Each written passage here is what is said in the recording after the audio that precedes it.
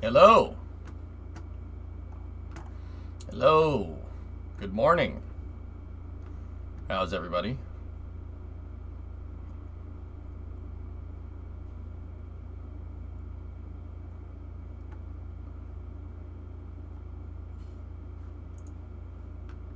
Everything good? Yeah? No? Maybe?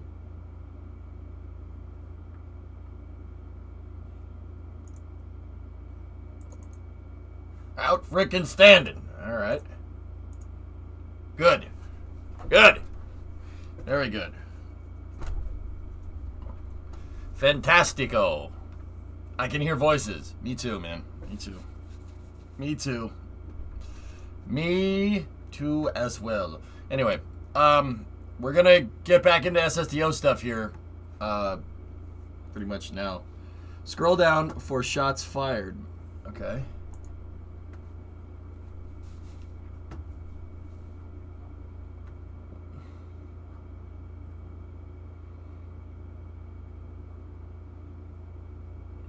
Compare the new Shepherd. Dude, they are really on some kind of kick here, huh? Jeez. This was probably Gary's doing.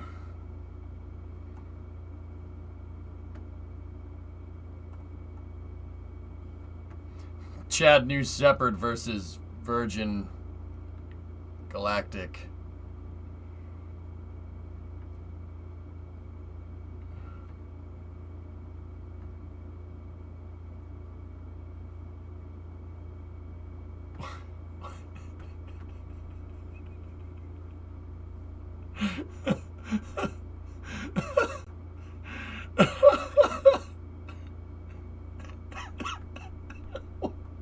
Who are you trying to convince?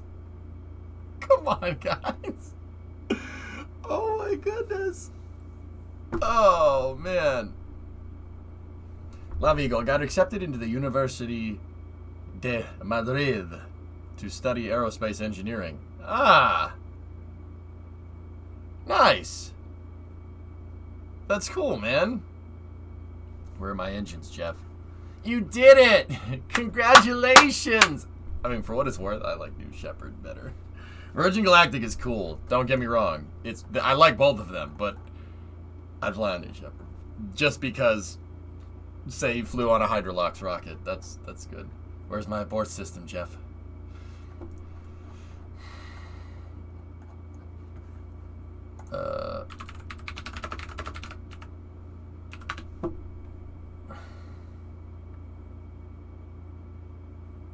Lava Eagle, this is for you. Felicitaciones. Felicitaciones. I had to look it up, dude. I forgot. By the way, you're signed into Steam. Oh. Oh, well. Discovery, go at throttle up.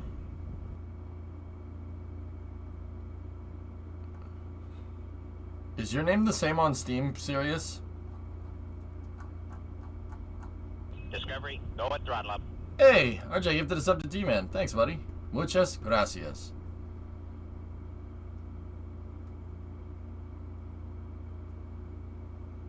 Can it reach orbit? No, no. New ISS module. Who dis? Why so serious, Potato Bot? Yeah. What's your name? What's your name on Steam? Is it the same?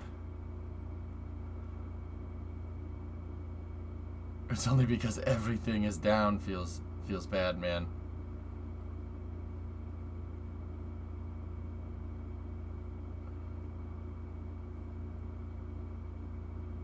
Hey, Fallpelts, 18-month resub. In KSP, when you're in map view and you set focus on Kerbin or the moon, how do you reset it? For me, it's backspace, but I think they changed the keybind, Rigaro. I use a really old settings file from a very old version of Kerbal, because I just never changed it.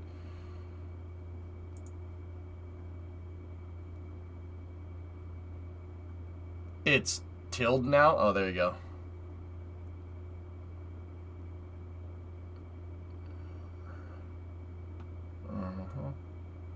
Well, at least Oz isn't down. Oh, that's good. Serious, I need to send you a message. Steam is down, Epic Games is down, PlayStation Network is down.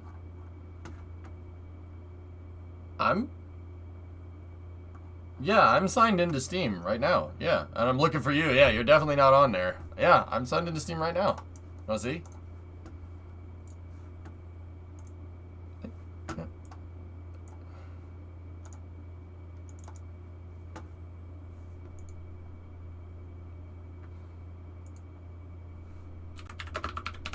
Oh dear. Steam, yeah, and I just turned this computer on.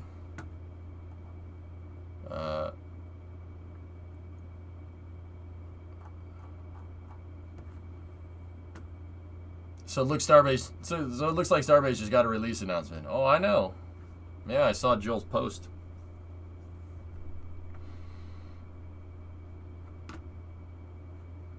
Tessa, I'm afraid to go and play that game. I'm not even kidding. I'm afraid to go play that game. Because I won't want to do anything else for a little while. There's a lot of games like that nowadays.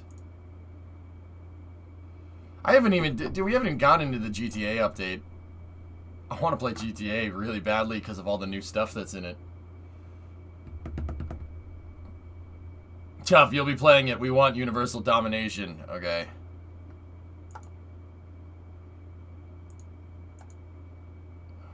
Fair.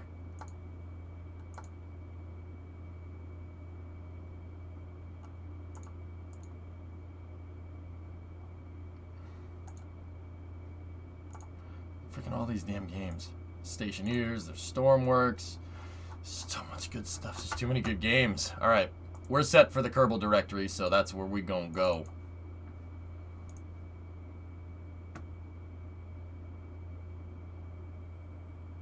Let's do this.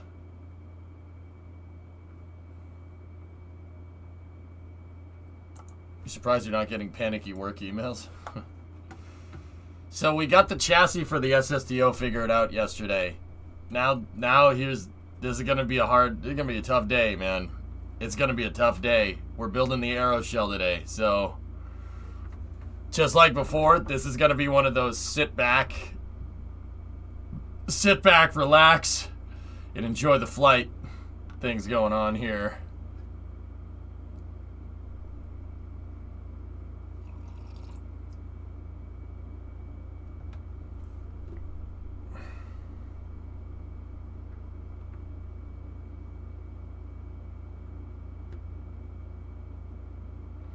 Wasn't there a company that planned to launch a rocket from a high-altitude balloon? I recall it in passing, but I did forget, dude. There's so many small sat launchers, I can't keep track of them in my head. In your opinion, what is an essential garage item? A toolbox. How specific do you want me to get there? Illness. Hell Hydra, it's too real, man. Too real. The internet is collapsing. This is fine. Everything is fine. You know what? I want to listen to that Jams again. Somebody told me to play Popski the other day, and I was like, alright.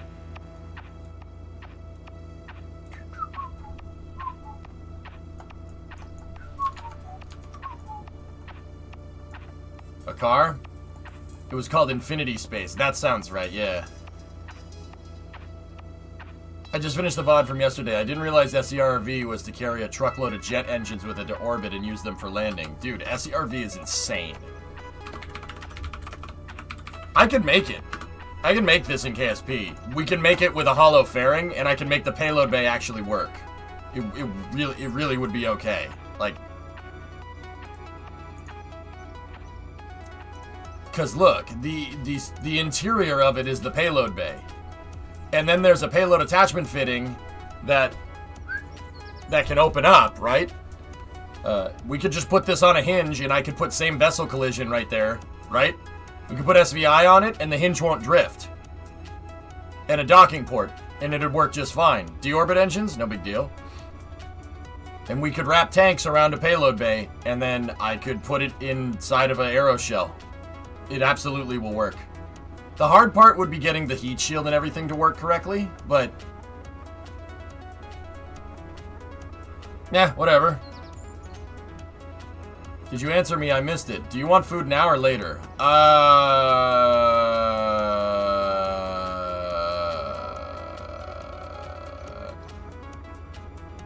Time it for the break, Bree.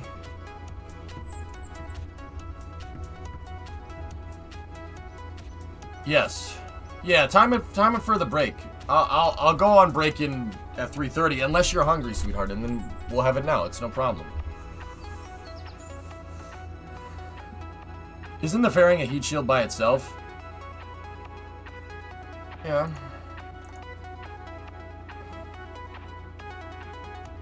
It's already made, Omega Lil. Oh.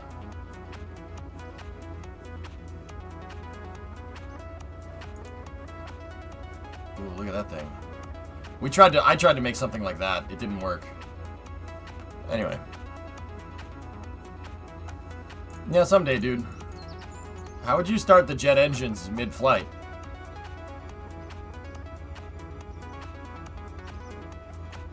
With a start button? Is there...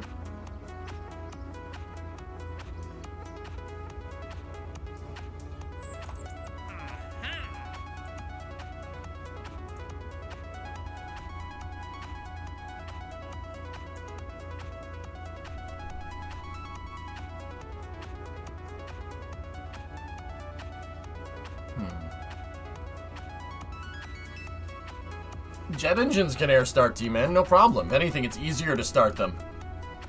It's easier to start them when they're up in the air and the turbine is spinning already. It's easier to start those up in the air, man. Yeah. Creeper, I was watching some Colin Furze last night, and I was looking at how he made combustors for he made the combustors and made a turbojet, and now I kind of want to do it. Now I kind of want to make one.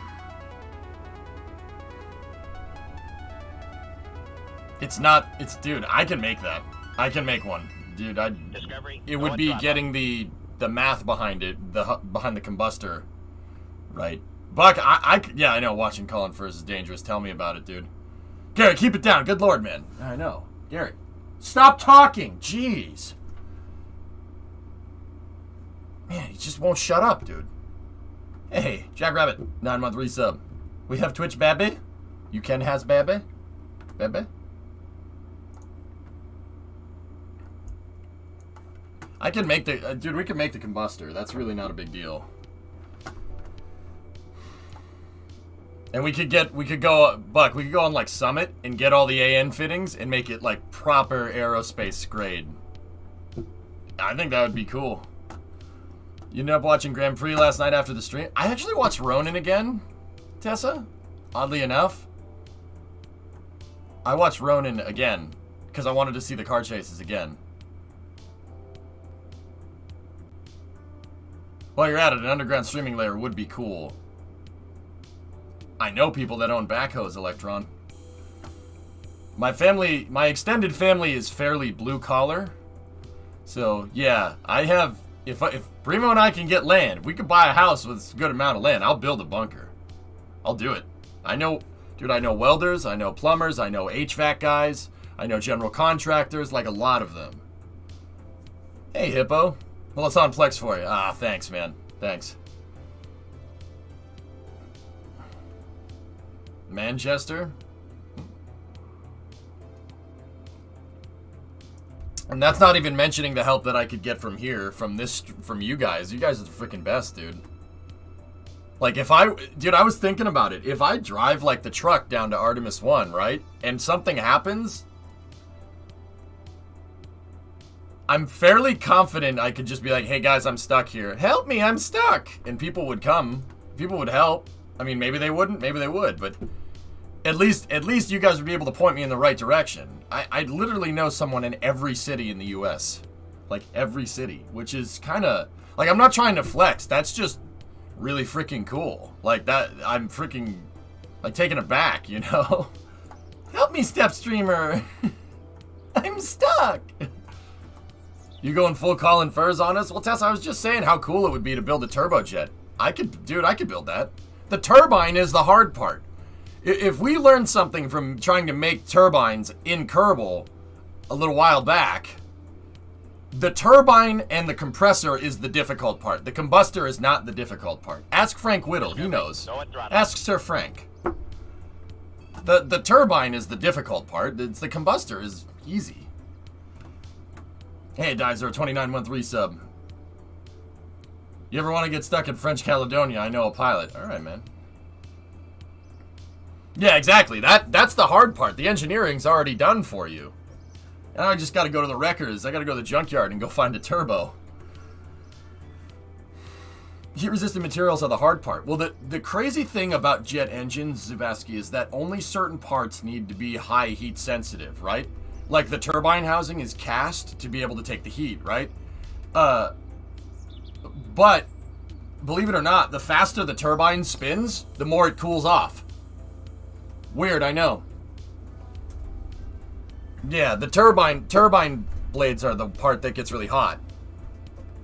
Turbine car engine, yeah. Pulse jet would be the easiest. Yeah, but Electron, when has the easiest been like, oh yeah, that's what EJ's gonna do? No. Nah, son. Nah, son. No, son. Will you build an airplane for that turbojet? No. It'd just be cool to have. What I would want to do is get a turbine. Right? Get a turbo, build a turbojet. And then out on the compressor side, have an axle, right? Coming off the front of the compressor, right? Because there's a nut that holds the compressor in place, right? Well, that actually depends on the compressor. Have an axle that goes off the front, and then have that go either into an alternator, or the other thing that you could do, and this one is kind of crazy, would be have the turbojet, and then have another turbo behind it, and then have the turbine shoot the hot air into the compressor and spool it, right? And then instead of a turbine on the back, you have an alternator. Yeah. I would want to make basically an APU. That would be cool. Hey, Kim. What's going on, dude? And then make an APU and then put it in the car. Then put it in the car. And just put that under the hood instead. Strap it to the bottom of the truck. Internal combustion engines are lame, and I'm saying that as a big car guy. Internal combustion engines are lame. We need jet engines. We need jet turbines, man. Turbines are Chad tier. Amigo, Squall, ¿qué pasa? Squall. Mira. Es loco. Okay. Here.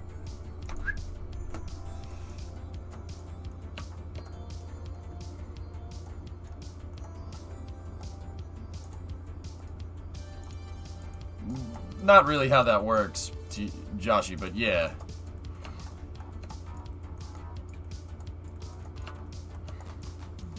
Es incredibile. Are you gonna try to make it to Starship's orbital flight test? Well, I'm gonna try, yeah, sure. Car would sound like a plane.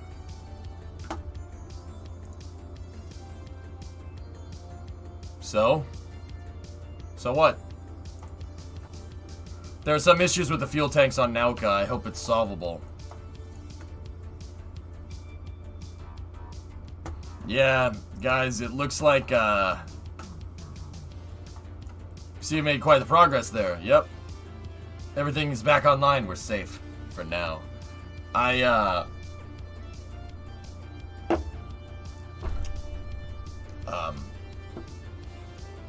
It seems like, you know, the checkout problems that I was predicting from yesterday are more than just checkout problems. Nauka is having some issues with its thrusters. It is in a stable orbit for now, but yeah.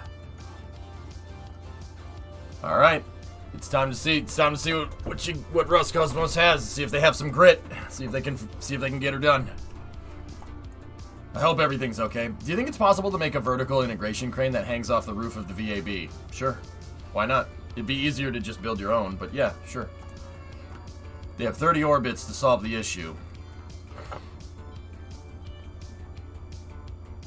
Okay, so they got a couple of days.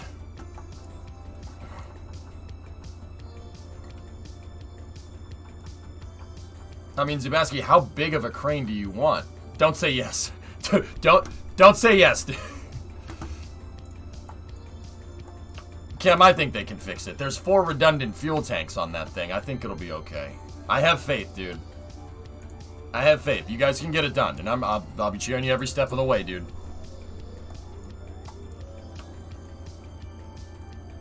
Seriously, I hope you guys will get it. There's not a doubt in my mind. And if you don't, it's a piece of junk anyway. Who cares? Let's launch another one.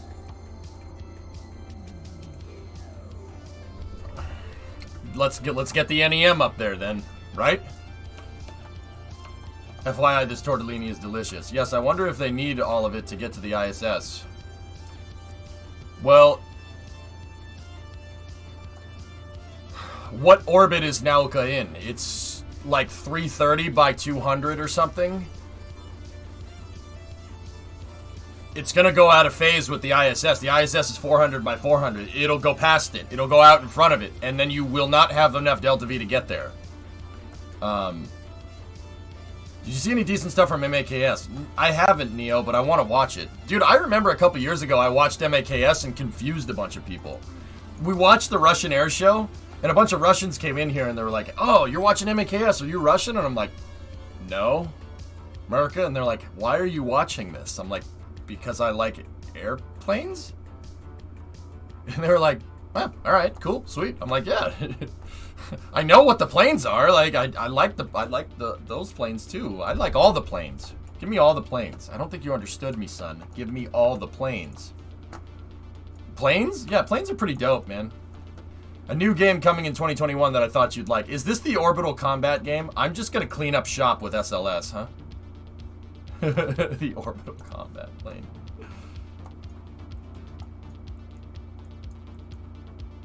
They seem to be going for an English audience too.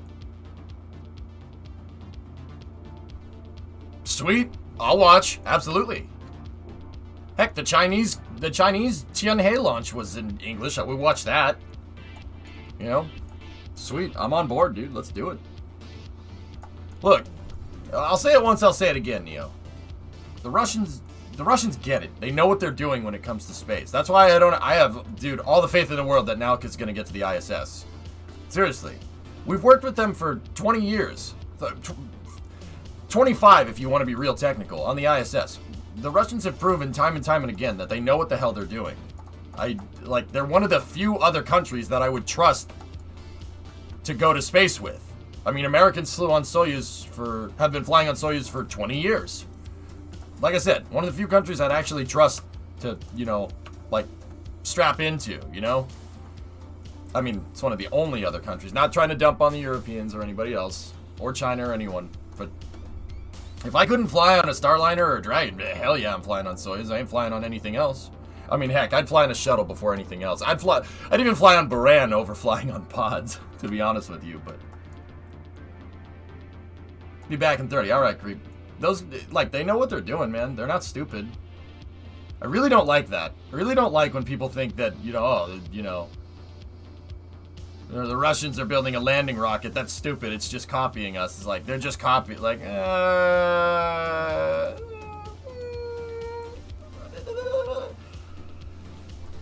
Nah, it's not really. Amur is not like any American or Western rocket. So, I mean, I don't know. The Russians have shown time and time again that they can elaborate on things. Here, I'll give you an example, alright?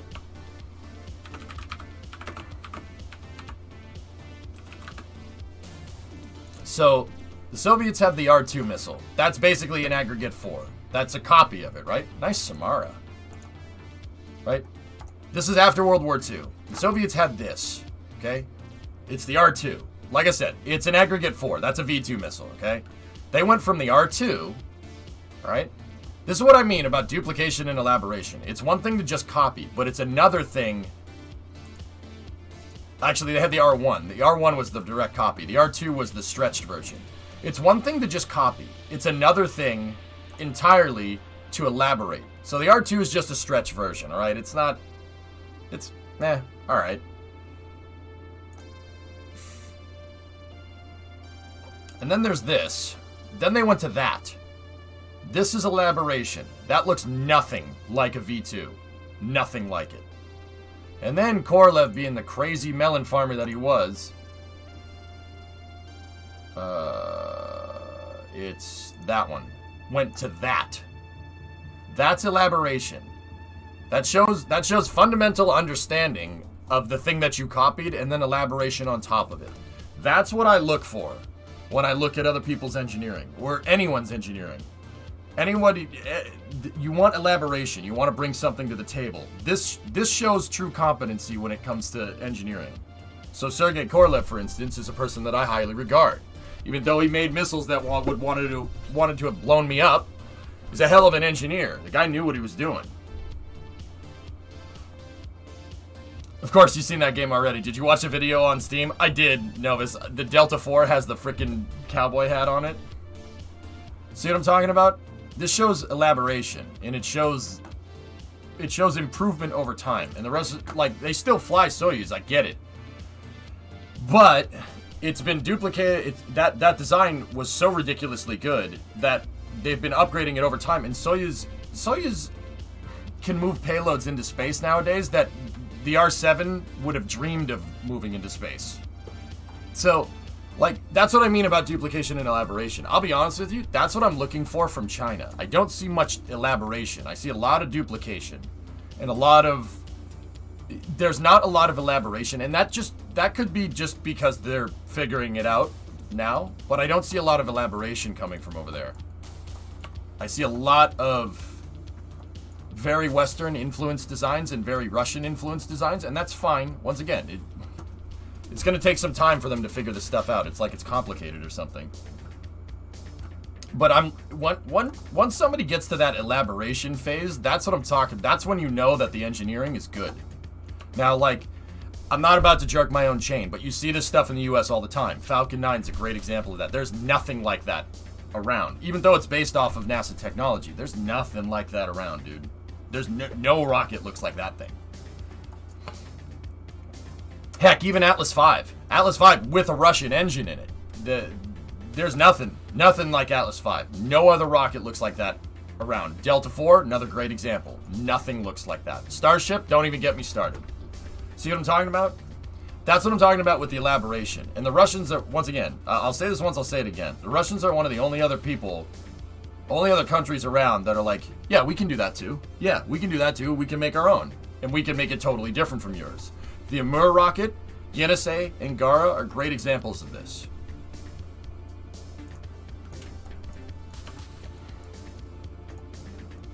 But it's the elaboration that I'm looking for with the engineering. I wish Europe had a launch vehicle. They have Ariane 5, Ariane 6, and Vega, and I do see some elaboration from Ariane 5 to Ariane 6. I do like Ariane 6. That's a pretty good rocket. I just think that it's kind of a misstep to develop your next generation rocket with no reusable capability built in. But that's a whole thing over there that they're trying to figure out, so. Like how Buran wasn't just a straight up copy of the shuttle. Buck, exactly. It takes skill to copy something like the space shuttle, alright? It takes even more skill to elaborate, to take a complicated concept like the space shuttle and make it into something like Buran. It shows incredible engineering competency. It's almost to the point where I'm a little flabbergasted by it. Like, Buran Energia is insane. It is quite possibly the most complicated lifter ever designed, ever. And don't get me wrong, I still love my space shuttle. But this is already complicated to begin with. To take something like this and make this with it, it shows duplication and elaboration. Because why? Because the Energia can do more. Energia can do more than a shuttle stack, and that's why a lot of people like it. This thing can do way more than this. So Buran can take everything that the space shuttle could take into space, but you could take the shuttle off of Energia and use it as a cargo launcher. You have all the benefits of SLS and all the benefits of the space shuttle in one vehicle. That is one of the best lifters, if not the best lifter ever devised by man. And I'm saying that as Mr. American Space Shuttle over here. I credit where credit is due, dude. It's a hell of a piece of kit. And it flies autonomously. Yeah, Buran was the first spacecraft to autonomously fly back and land on a runway. That thing can just fly up in space by itself. So you could go pick somebody, you could fly it autonomously into space, it'll dock with Mir, you could get cosmonauts off, they could come back down, and it could just move people around. It's a very, very, very good rocket. And I see why people like it more than the shuttle. I mean, I still like my space shuttle because my one gripe with Energia is throwing away such a glorious piece of engineering like the RD-0120s. That's a shame. Those don't belong in the ocean, just like SLS motors don't belong in the ocean. Yeah, that's my only gripe with it, is it's fully expendable. Now the Energia boosters could have been taken back. Yeah, you could have. They were planning on having parachutes for these things, which would have been pretty rad. And these little nacelles that are on the sides are for landing legs, believe it or not. See these things on the side? Landing legs.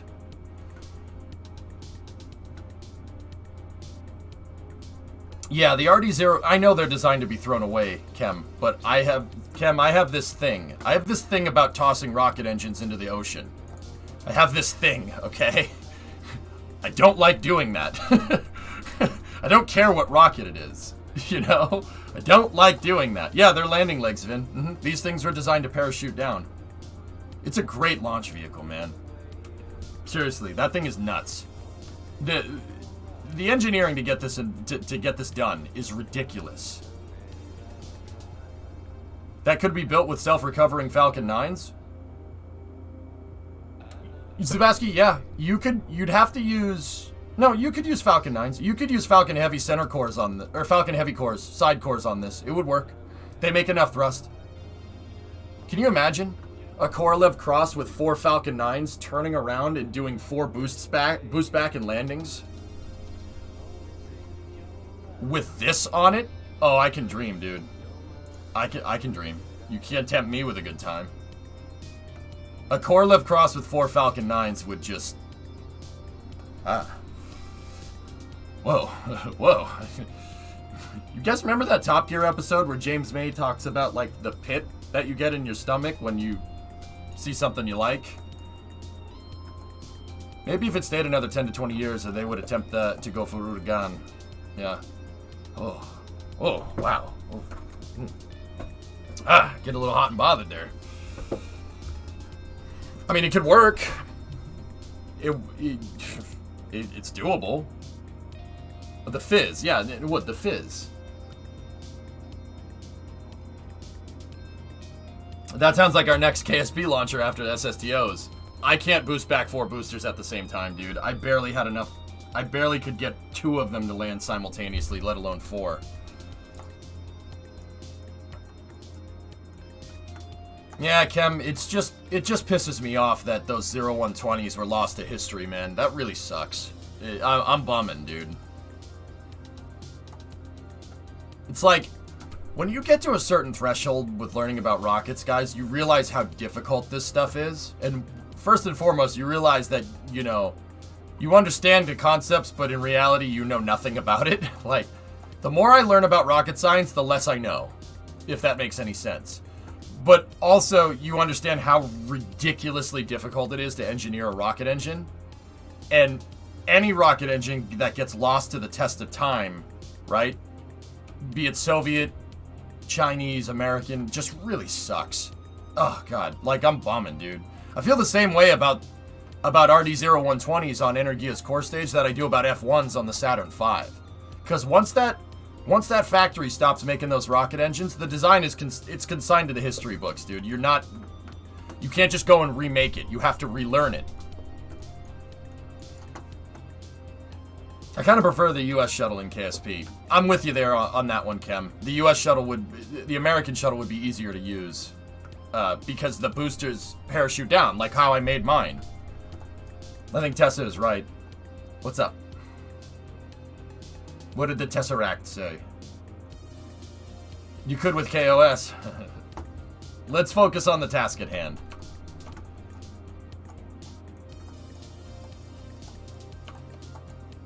Salvage dive and go get them? I don't think the RD-0120s survived. I think they burned up. You gotta remember, that Energia core stage gets to orbit. It pretty much gets to orbit. It can get to a very similar orbit that Nauka is in right now.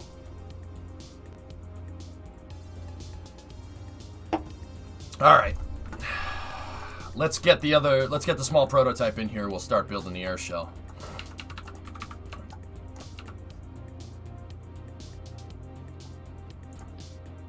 Like I said, fellas, I'll say this once, I'll say it again. I'm friggin' greedy. I want all the rockets. I don't care what it is.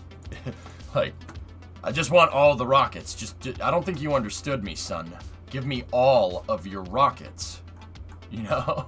That's kind of where I'm at. Just want all the rockets.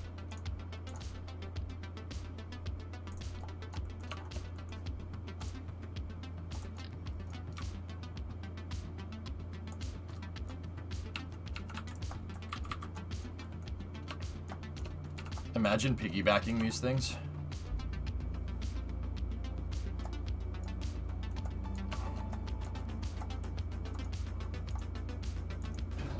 Do it? No.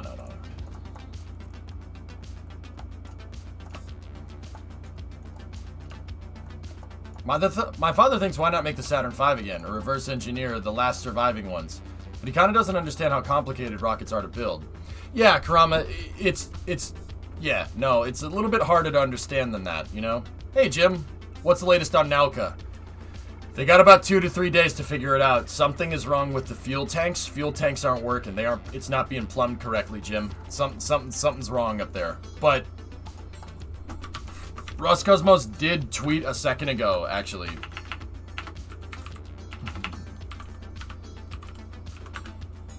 Oh, no.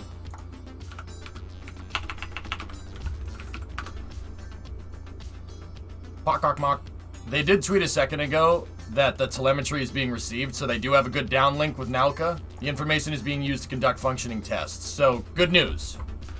Nauka doesn't have much time up there, fellas, before it just re-enters. They do this stuff on purpose. That's why it's called a parking orbit. They put it in an intentional decaying orbit in case something goes catastrophically wrong. It'll come back down. Just like Starlink satellites are in a decaying orbit. Same exact idea. Heck, the ISS is in a decaying orbit. They constantly have to boost the dang thing. They do that on purpose. Because if something goes catastrophically wrong, God forbid, they can get out, humans can get away from it, come back down, and then the ISS will just deorbit itself.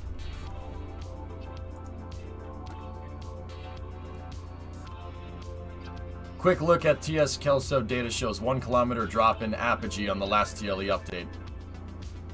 Yeah, they got it. I thought that maybe it was just a couple of hiccups. Yeah, that I was wrong. Something is wrong with the thrusters. They would have had it by now. But I'm hoping they can get it done, and that goes back to originally why we were having this conversation. I think they can. I have faith. They'll be fine.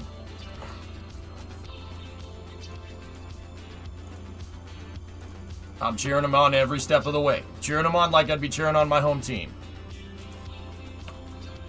It will stay there for a couple of months, and if left alone, will deorbit in October probably, but 2 to 3 days, it's impossible to get to the ISS. Yeah, that's the right way to say it. Yeah, exactly.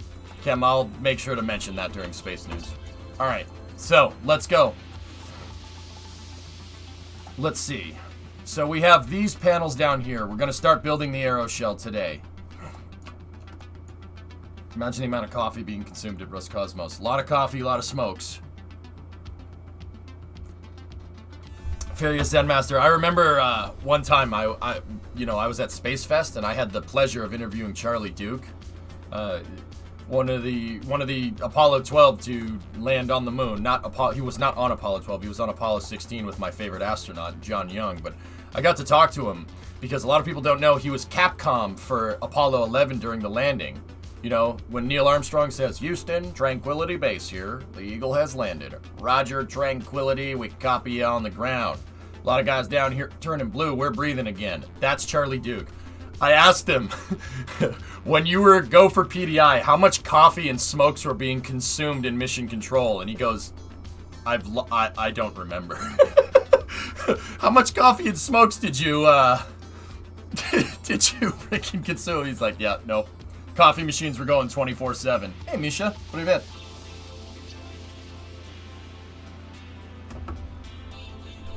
been? He was just like, yes. Tranquility Base here. The Eagle has landed. Yeah, it had coffee IV drips, right? So let's see. 1, 2, 3. 1, 2, 3, 4, 5. Okay, cool. So I have that here as a functional prototype here. Well, that's the small functioning prototype, and now we got to build the big one, and we have to make sure we build it exact. So let me get the panel out.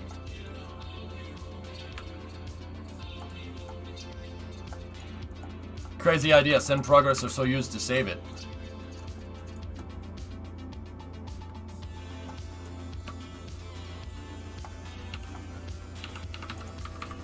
Do it. Do it. Unbutton it. Do it. Make it happen. Yeah, go get progress. Go get progress to do it. Leave Piers there. And just dock Nauka to Piers. Screw it. Or just take Piers with you and freaking... Yeah, man. Now we're... See? That's what I'm talking about, Ken, with that elaboration. That would be the ballsy kind of stuff that I want from a space program, dude. That's some Apollo 13 stuff right there. That's some Salyut 7, dude. It's your time to shine, my bro. Let's go. Let's freaking go. Poyekali. That's what I'm talking about, man. Let me call Rogozin. Just 1 second. I like that kind of thinking, man. That's outside of the box. That's what you need. That's what you got to do, man.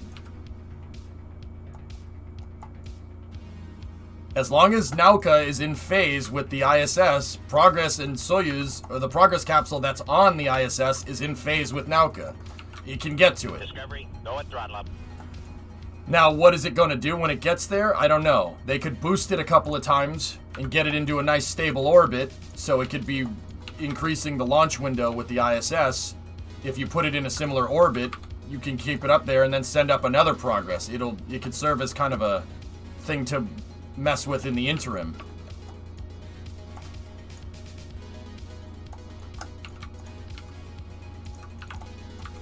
But it could do it, dude. Let's go. Let's get Dude, I hope we see some Salyut 7 stuff here, man. It's gonna be amazing. Hey, Oba. My name is EJ. I'm thrice divorced, and I live in an SSTO down by the river. Well, about that progress idea. Unlike computer games, progress needs to be built. It needs to interact with an operational rendezvous and docking mechanism at its destination. It needs to be configured to handle an unprecedented cargo. I'm running out of space, but I have a picture for everything.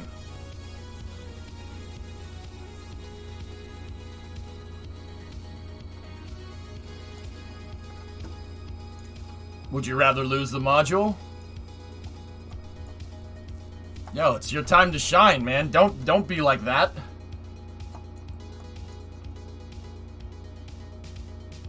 Is this the arrow shell? Yep.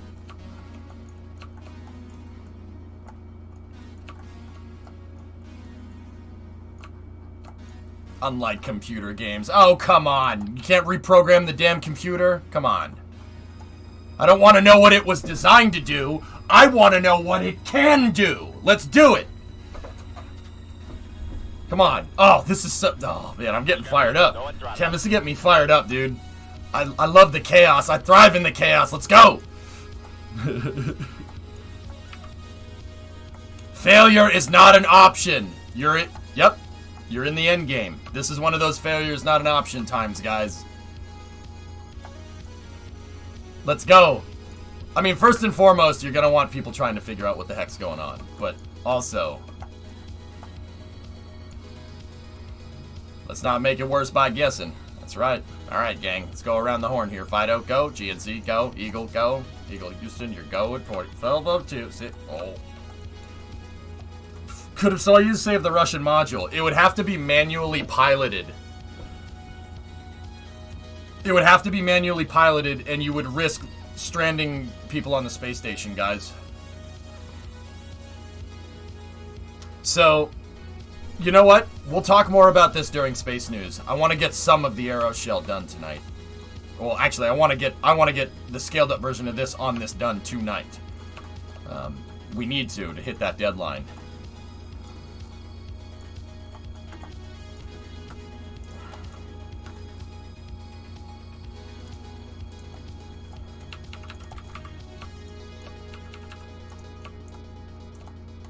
Did you finish the tank design? Tank design is finalized, optimized. Yep.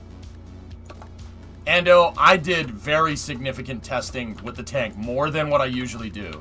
Did you see the vibration test stand that I made?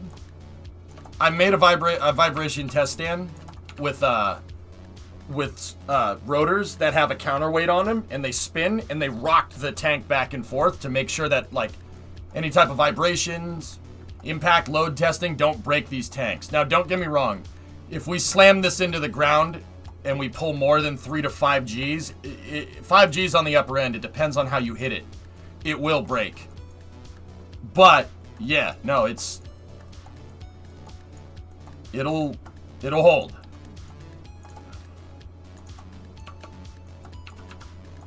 Yeah, tank design is finalized. We got to build the arrow shell today, and then launch pad over the next couple of days. And then hopefully we can get a test mission done by Saturday. The math and everything, so to speak, is already finished for us. This thing, if I build it in the exact same way, it's going to be an exact duplicate. It's going to be an exact duplicate of this. The arrow shell will look exactly the same. If I build it in the same way, it presumably should fly exactly the same as this. Right down to using Fat 455 wings where those wings are, the body flaps, the control surfaces, where the payload bay is, hierarchically how the vehicle's put together, it should fly exactly the same. And it will. And it should... I should have all my aerodynamic testing done. Built like a brick, boom. Don't hang that over my head, man. Damn.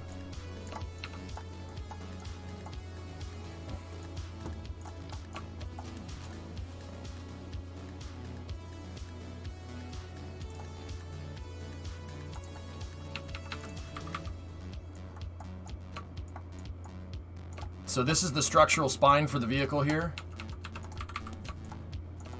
I mean, once again, this is why I was so adamant about doing tests with the small one and doing a lot of tests with the small one to figure out the right re-entry profile, because this thing should just fly on the same re-entry profile. It should be exactly the same. Well, it's built like a tank now, Death. After I figured out a design flaw. How ironic is that, though, that I had problems with my hydrogen tanks? So, weird coincidence, dudes. What happened with these tanks is exactly the problem that they had on the real Venture Star. Strange. And don't get me wrong, I didn't have it for the same reasons, all right? The tanks on Venture Star were failing pressure tests because they were a little too ahead of its time. But they had problems with their tanks failing under structural load. They had problems with the bilobe tank failing under structural load, the composite hydrogen tanks. Same exact problems, load problems. They were shaking these things and bouncing them around and putting them in a gigantic hydraulic press, and they were cracking under pressure. They cracked right at the seams, right there. Don't get me wrong, ours failed because of a structural connection point. My failure is not the same failure that they had, because Kerbal isn't 100% real life, right? Unlike a computer game, as Anatoly said, right? It's not the same. But it's just a weird parallel that I had problems with my LH2 tanks. They're not LH2 tanks, they're LFO. But interesting that we had a failure point in the same spot. Now, like, once again, I don't know if that's just straight coincidence or what, but it is pretty interesting.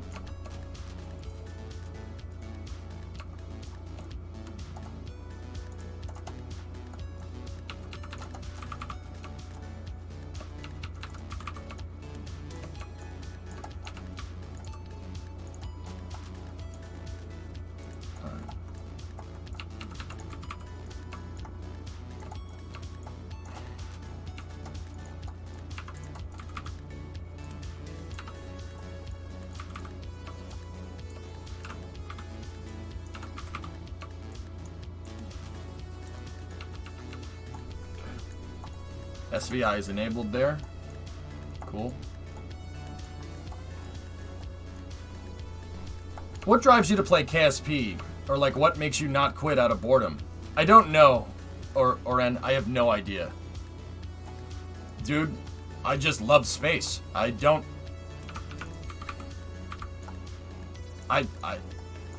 It sounds so stupid, right? Like, I've talked to people about this before, man, and I'm going to talk in work, so, I've talked to people about this before, dude, and don't get me wrong, it's not like I don't burn out on things. I absolutely burn out on other things. The other games that I play on stream, I just don't feel like playing them. Like, I haven't played My Summer Car in a long time. I burned out on it. I played it for 5 years straight, and I'm like, I'm good. I don't really feel like playing it. Kerbal? Nope. I can play Kerbal every day. Every day, I can come in here talking about spaceflight and talking about what's going on and talking about engineering challenges and talking about aerodynamics. I can do that literally every day. I have no idea why. I couldn't explain it. Like, this isn't some fairy tale bullcrap, dude. Like, oh, follow your passion. Like, dude, I don't know. I don't know why I like space so much. It's just a strange... Maybe because I was introduced to it at a young age? I have no idea. I love LAMP. Do you really love the LAMP, or are you just saying that because you saw it? But yeah, no, I couldn't tell you, man. Space drives me. It drives me and it motivates me in a way that I just don't really get. I don't understand it. It is very peculiar. It's weird, dude. I don't know. I couldn't answer it, man. Like, don't get me wrong, cars... I have the same kind of, like... want to go mess with cars, but cars are just my hobby, man. I just mess around with cars for fun because it scratches the same itch as spaceflight, because I can't go build a rocket in my garage. I mean, that's not entirely true. I can't go build a rocket that I can drive around in or fly around in my garage. Don't get me wrong, I could build a plane. I'm sure we could do that. Like, I know there's kit planes and stuff, but cars are relatively inexpensive for what you get. It's like playing with Legos, and you can Only you can drive around in the Legos, you know. And once again, I understand there's kit planes and stuff. If I had a bigger garage, I would probably do that. But,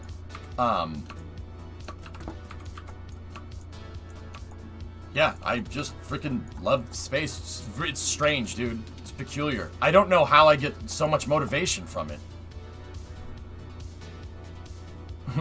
Shh. Don't get me wrong, you can go build rockets in your garage. You just best be telling the right people. You best be going through and doing it the right way. Go get your class 1, class 2, and class 3 certs. If you don't, you're gonna get people knocking on your door, and that's not just me saying that to scare people. They will go after you.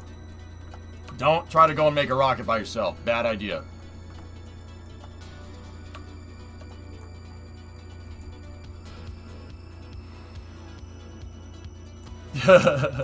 Yeah, Furious. I don't know. Maybe I'll play KSP. Hopefully KSP 2 is out by then. In your previous life, you were an astronaut? I don't know, Plums. Maybe. I don't know why I like planes so much. And dude, it's been that way as long as I can remember. I distinctly remember in, like, high school. Or not high school. High school. In high school, I didn't tell anybody that I liked planes so much because I didn't want people to think I was weird. So I told them I liked video games more, and they thought I was weird anyway. I don't know, man. I was like 16. I don't know. It doesn't make any sense. I remember, like, in, like, 3rd or 4th grade, 2nd, 3rd grade, something like that, all I would talk about is trains and planes and stuff. I would write book reports, 2nd grade book reports. It was like a paragraph on why I like planes so much. Hi, I'm EJ, and I like planes a lot. My favorite plane is the B-17. Okay, thanks. Good grade. You know, like,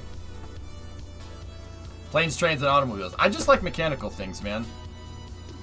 It blows my mind that we've gone from like the Industrial Revolution, all right? That's a good example. It blows my mind. Like, what was the world like 150 years ago? It's pretty well documented.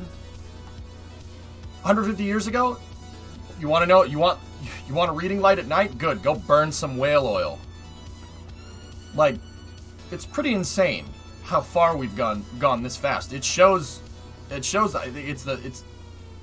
It's demonstrating the best of the human condition. How far we've come. Like, modern amenities, dude. The average person lives like a freaking king nowadays. You know, like, don't get me wrong.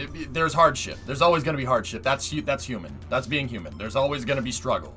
That's how we roll. And I'm not trying to say like, oh, nobody has it hard nowadays. No. The goals, the challenge is to overcome change over time. You know, so, you know, 150 years ago it was having enough to eat. Nowadays the goals kind of changed from having enough to eat to, you know, being able to make enough cash to have a dignified lifestyle. Like, I understand the goals change. Don't get me wrong. Like, I'm not trying to bark up that tree, you know? But, oh man, it's just so exciting, dude. I really like living. Living is cool, man. It's fun. How do you do, fellow humans, right?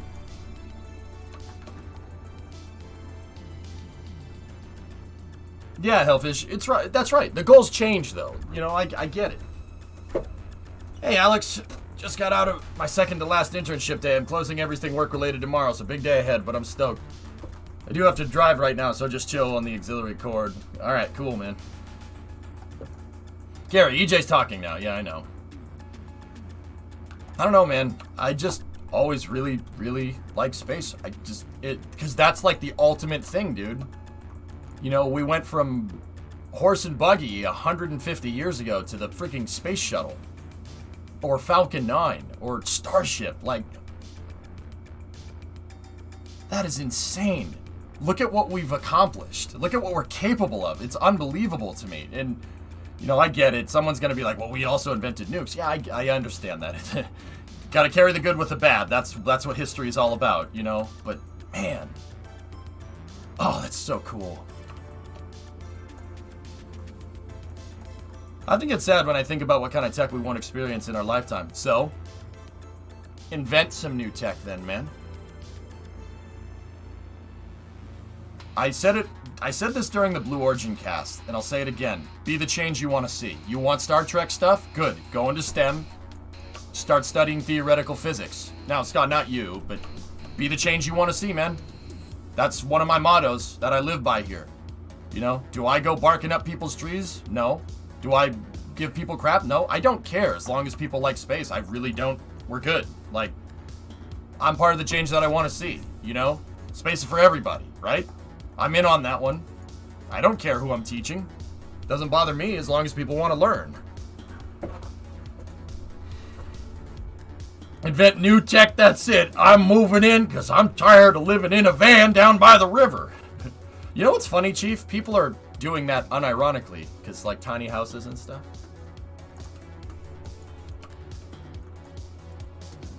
Yeah, I know, Zen Master. It's unbelievable. Imagine where we'll be tomorrow, dude. It's going to be amazing. Well, I'll be here, but you know what I mean.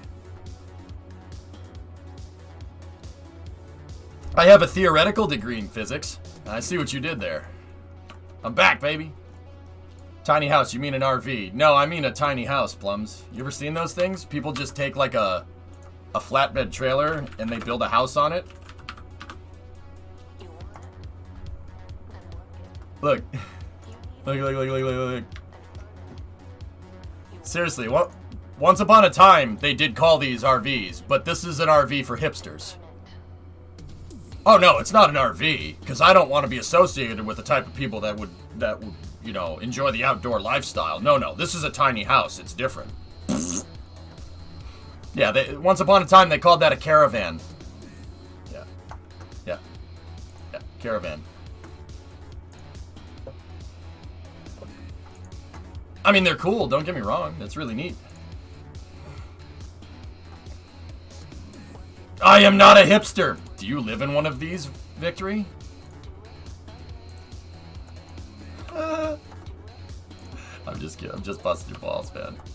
Man bun alert. Hey. They had man buns before it was cool, alright, Cameron? I'll just go buy an RV, man. Much better. I'll just go buy an RV with a solar awning. The amount of money it's going to take to make that thing work? Nah, just go buy a used RV. I'll tell you what I want here. I'll tell you what I want, man. 2 RVs at the same time, man. I want an Airstream 310. Do you know why I want an Airstream 310? There's your reason.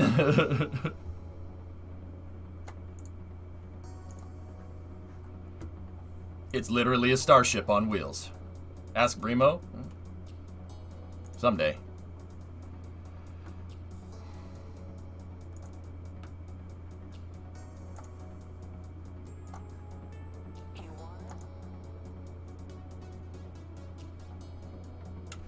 The problem isn't the tiny home, it's owning the land down by the river. Yep. See, we'll get one of these and we'll put a Cummins in it. Show the interior.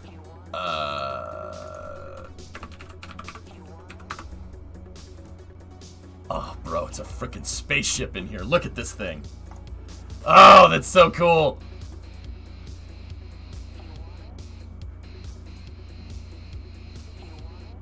They're titled as RVs to skirt building codes. Yeah, I know, Badger. I know. Just like the Mustang is a 2+2. It's not a sports coupe, right? Yeah, okay.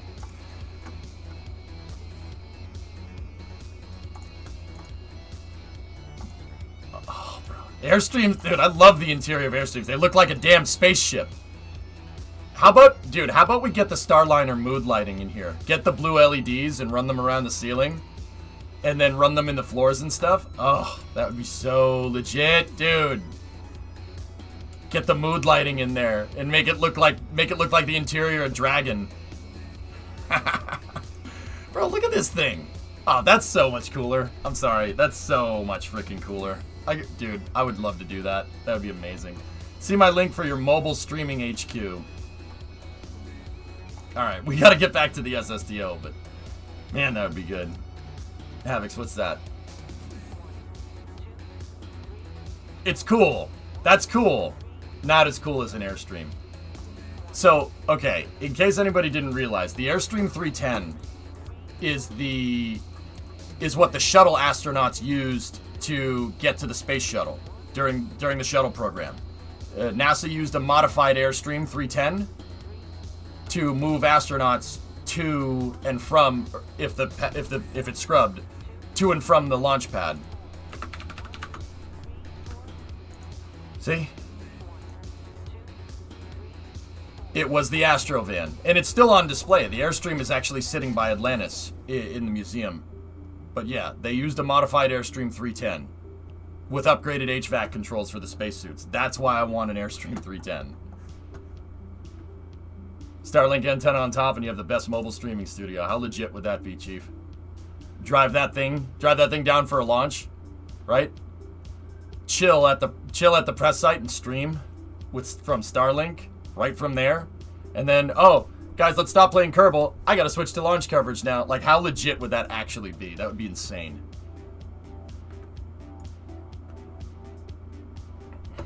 Your humble streaming setup.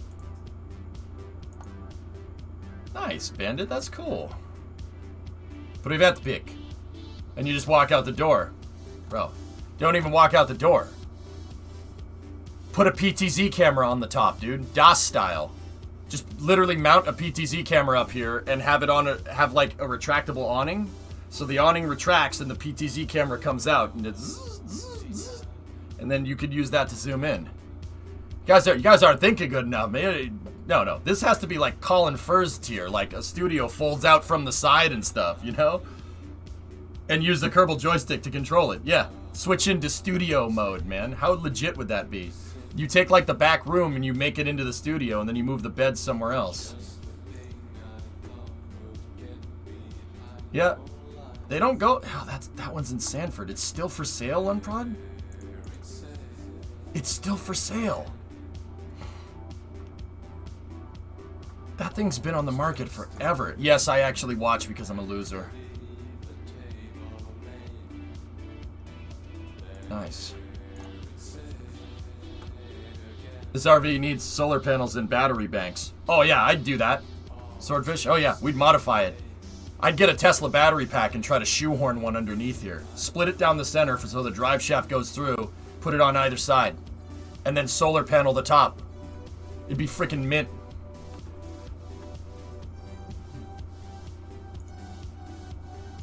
What's up, man? I just applied for my dream job industry. That's awesome, 12. Get it done, bro. You can do it. Let's hope you get a call back, man. That's awesome.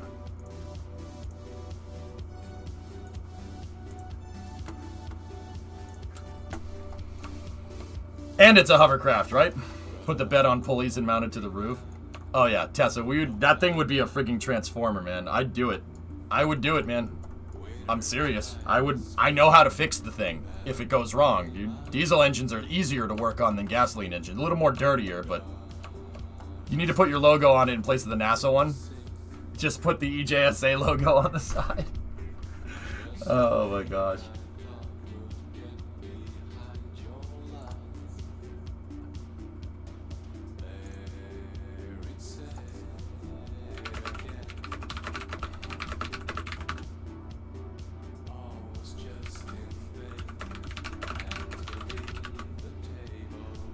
Told me to wave at you. I don't know what that means, Creeper. Tri-motor, you'll have the fastest Airstream in the East. Yeah. The big brain strategy, right, is having an Airstream 310. Galaxy brain strategy is having an airplane. Having an airplane with a Starlink antenna built into the top. I don't know. How much are 737s? We should shop around for the 737 business jet that suits our needs for streaming. Can you imagine? You fly just outside of the TFR and you build something into the side like Sophia with a freaking... and then stream from it and circle around and freaking film the thing going up into space.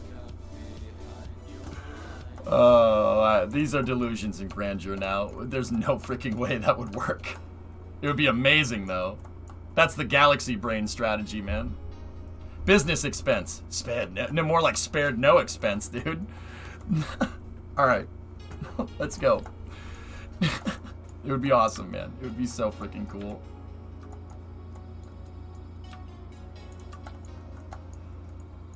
Wonder if they'd get sus with that? Not if you tell them what you're doing. No. Cover the wings in solar and put electro turbines on. No fuel required. Yeah, right? Yeah, you gotta put a freaking, an auger on there. $70 million to start for a Boeing business jet. All right. Well, if I hit the lottery, Victory, we'll do it. We'll have an EJ streaming plane.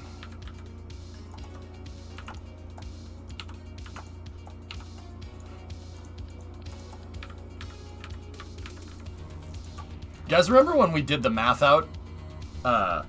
We did the math out and we showed that you could, if you, with $50 million, you could, with 50 mil, you could keep a 747 flight worthy and fly it wherever for like 50 years or something. What was it? Maybe it was 100 mil. Like 100 million, you could just, yeah, you could keep a 747, pilots paid and operating for like 50 years or something. Like, that's with maintenance, and I multiplied the maintenance cost like a lot just to overestimate. And parking fees and a hangar and everything. Yeah, 100 mil, you could just fly around a 747 at a loss for the next 50 years and it really wouldn't be an issue. A 747 would be cool, but a C-130 would be more practical. C-130 would be legit, man. Yeah, and then haul the RV around in it. Can you imagine?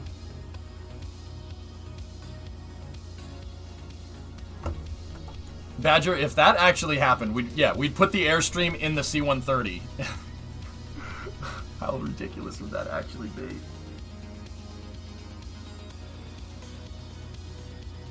Let me know if you need a co-pilot. Actually, Creeper, you know what would be crazy? I know enough A&Ps and enough ex-Air Force to, like, that watch the stream that we could probably get a full crew going. I don't know if anybody here is type rated for a C-130. I don't think so. But then again, there could be lurkers, you know? You never know who's watching. First rule of streaming. So, how many? 1, 2, 3, 4, 5. Okay.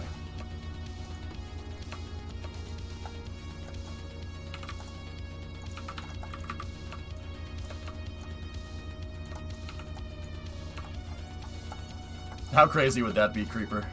We load the Airstream up in the back of a C1 of the what is it? A Lockheed L100? That's what they call it. Just fly that around. It'd be so legit, dude. Can you imagine streaming from an RV inside of an airplane while flying around?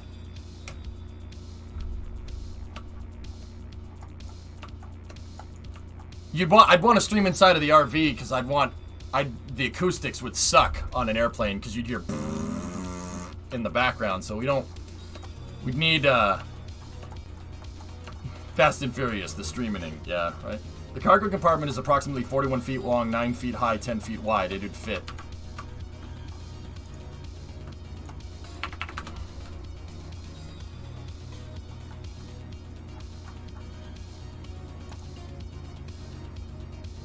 "41 feet long."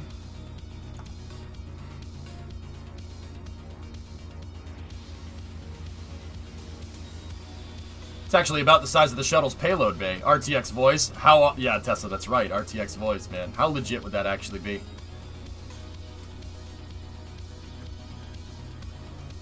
Man, that would be cool.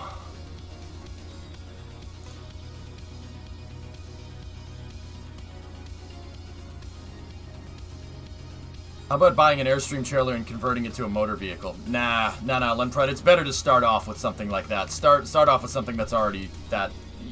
Converting an Airstream trailer into a car, you'd have to take the trailer off of the chassis, off of the trailer chassis, and you'd have to put it on a car that has a VIN as a car or a truck.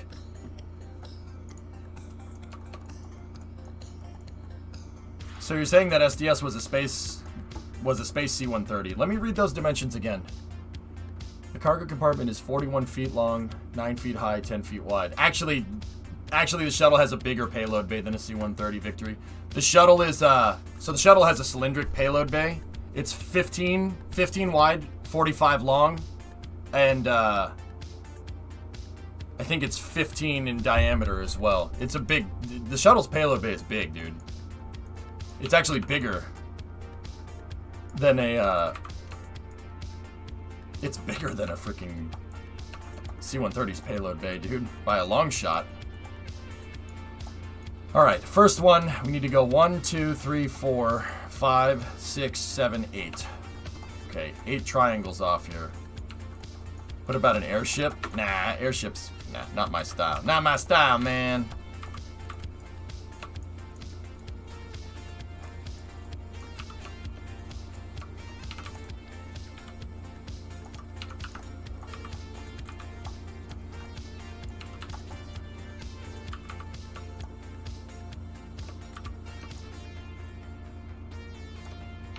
Okay.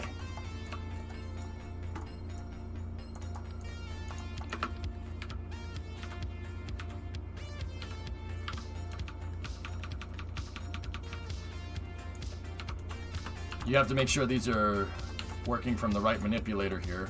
And we have to make sure that those are grandparents strutted.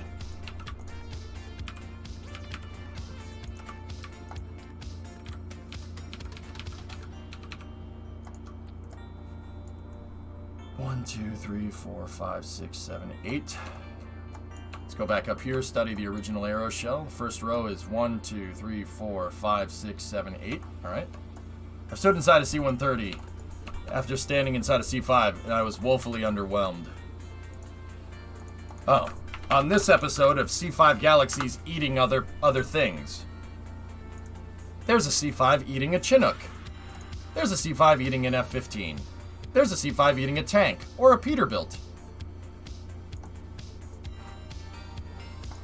There it is, eating a Unimog? Cool. Oh, yeah, there you go. Yeah, Victory, I understand what you mean.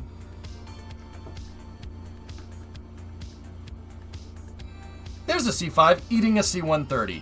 Survival of the fittest.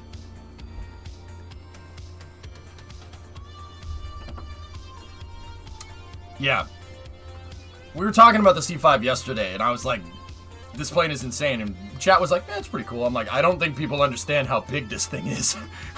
I don't think people get how big the thing is, man. And that's where planes come from. It's eating, it's not No, it's eating the thing. It's not doing the... Oh, there's one eating a submarine. Nice. Oh, M60, no problem. Ah, 155 howitzer, self-propelled? Yeah, easy. Bradley? Sure, no problem. Oh, dude, Lapes drop. So dangerous, dude.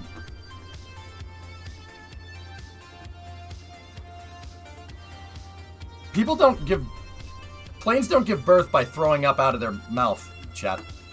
Oh yeah, yep, C-5s. Maximum payload was 2 Abrams, and it can carry 2 Abrams inside of it. Yeah. It can carry two Abrams tanks. No, 2 tanks, mine drive.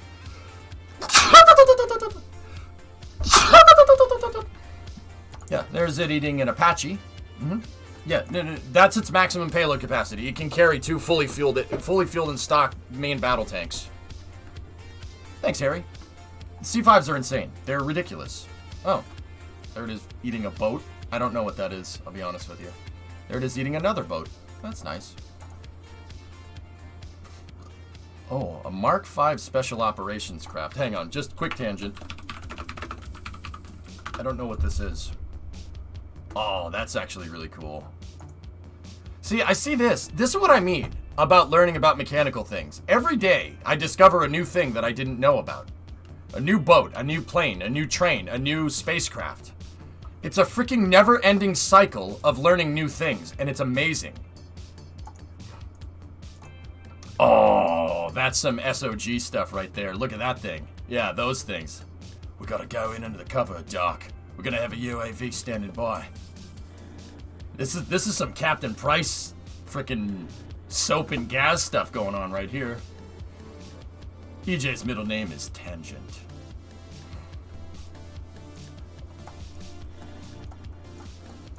Anyway.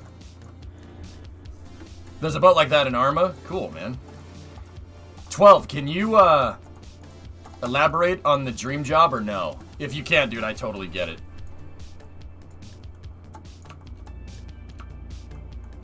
Hey, Sebby. EJ. His brain wrinkling. Yeah, you can? That's cool, man. I hope it's something rad. That reminds me, you were in Coronado last night and there were some Navy guys jumping out of a helicopter about 2 miles out to sea and then climbing back up. Yeah, that's SAR training, yeah. It's for a launch integration tech for relativity. Really?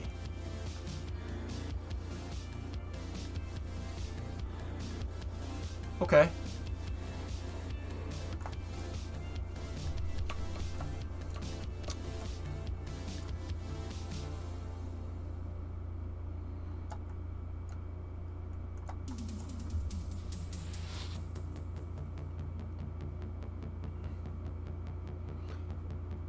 "12, can you shoot me a message on Discord, please?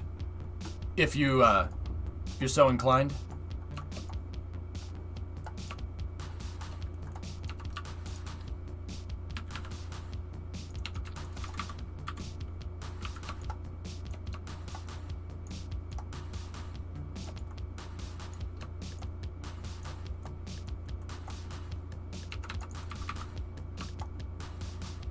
What?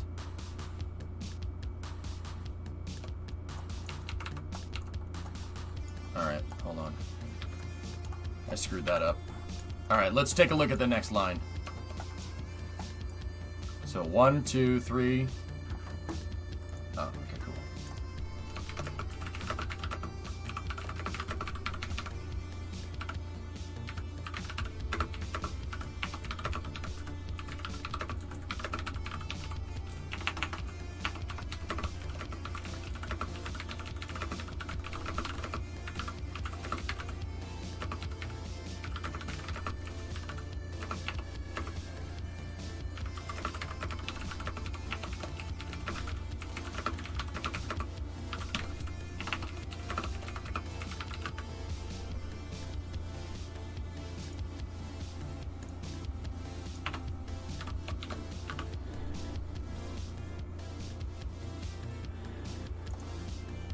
Serious.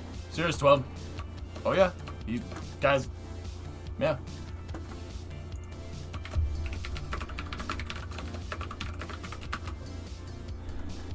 I'll see what I can do.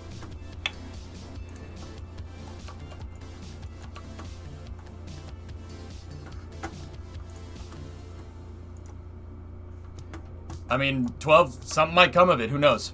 We'll see.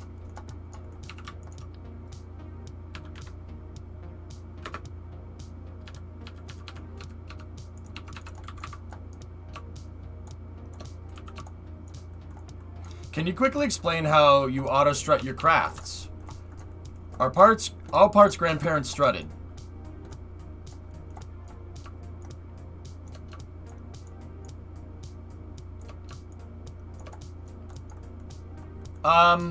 Sure. Well, what do you want to know, Nick?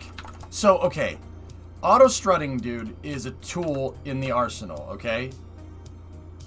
It's just you use auto-struts to achieve a result. With that being said, I generally do not use anything but grandparent auto-strut, okay? There's an ebb and flow to how you build crafts in KSP, okay? And this is important to understand, especially since I'm building the arrow shell. We'll go into paint, all right? So, in KSP, when you place down a part, right? You place a part, right? That part right there is called your root part, okay? That's the master part. This is the king, okay? He's the big cheese, all right? I don't even need to draw that out. And then you attach another part to it, all right? You have another part here, okay? Come on, draw a circle, you idiot. And then, say you have another part down here. Say this part right here is a fuel tank, all right? And say this part Actually, here, I'll just build you a rocket in paint, okay? So you have your root part, which could be a capsule. Say that's the capsule, all right? And then you have a fuel tank here, right? And then you'd have a rocket engine. Actually, it would probably be a heat shield, right? So you have a heat shield here, and then you have a decoupler, right? Right? And then you have a fuel tank here. And then you have an engine here. RM, rocket motor, right? And then you'd have another decoupler down here.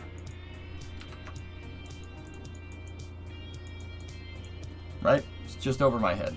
I'm going to switch to the other side of the screen, okay? So, this is what's called the hierarchy, okay?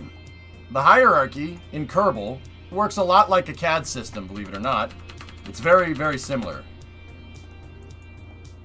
3D models use this, or 3D modeling software uses hierarchies like this. That's how they rig stuff and animate things, right? So let's just say that goes on to another fuel tank, right?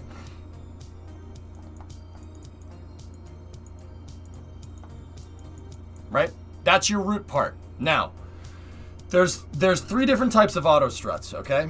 So there's grandparent, root part, and heaviest part, right?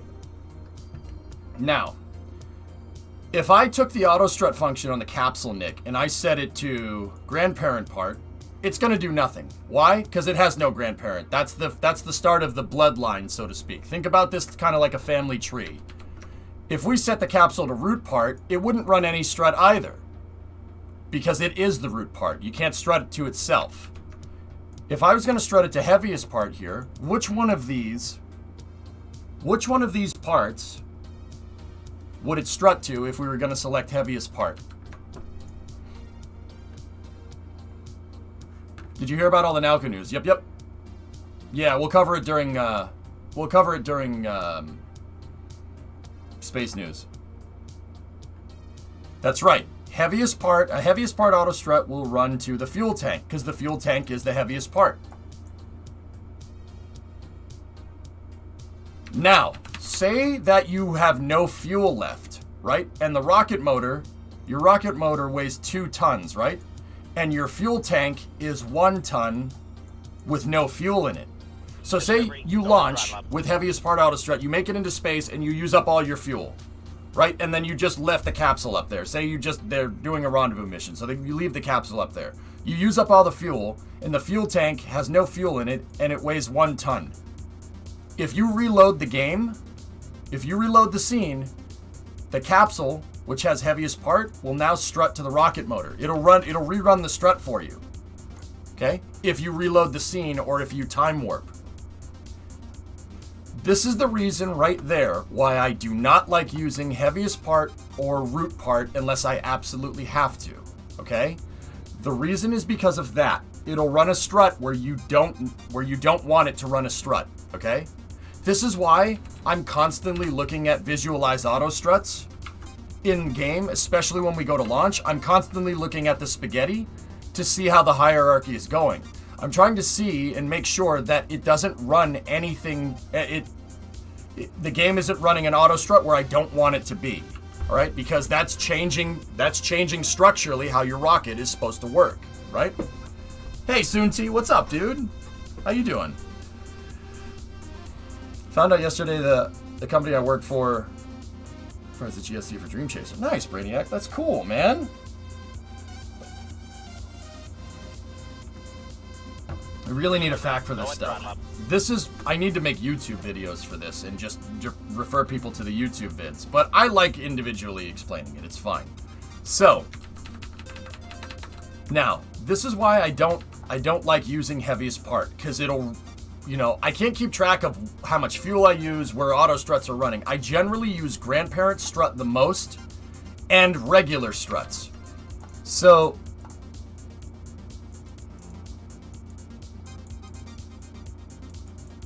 let's just say blue is just a regular strut, okay? Hey, Cryptech, 21-month resub. Now, if blue represents regular struts and red represents grandparent struts, right? here's how I would build this, okay? I would use a lot of grandparent strutting. So now the heat shield is attached to the capsule, right? Heat shield, I'd grandparent strut it. Now, this is a little trick that you can play here, okay? If I grandparent strut the heat shield, well, it has no grandparent, so it'll strut to parent. It'll go there, okay? I'll draw the struts on this side.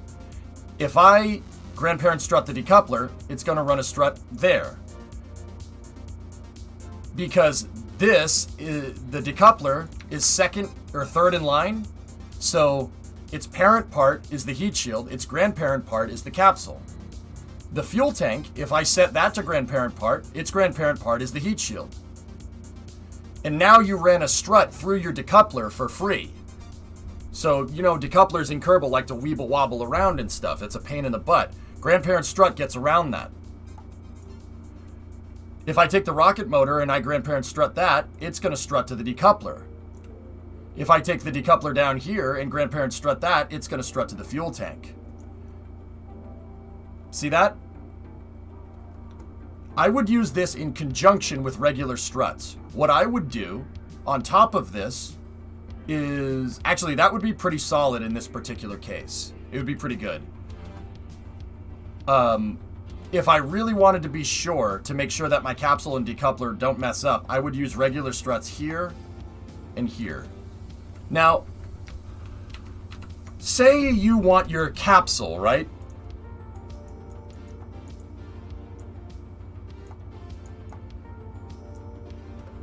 Say you want your capsule.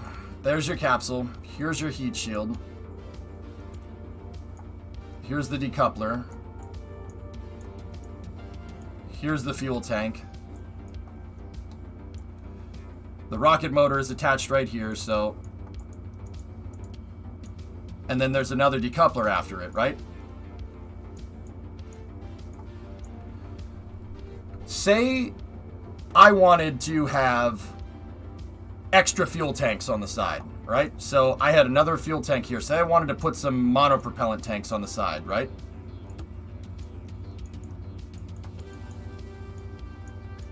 Now your hierarchy looks like this.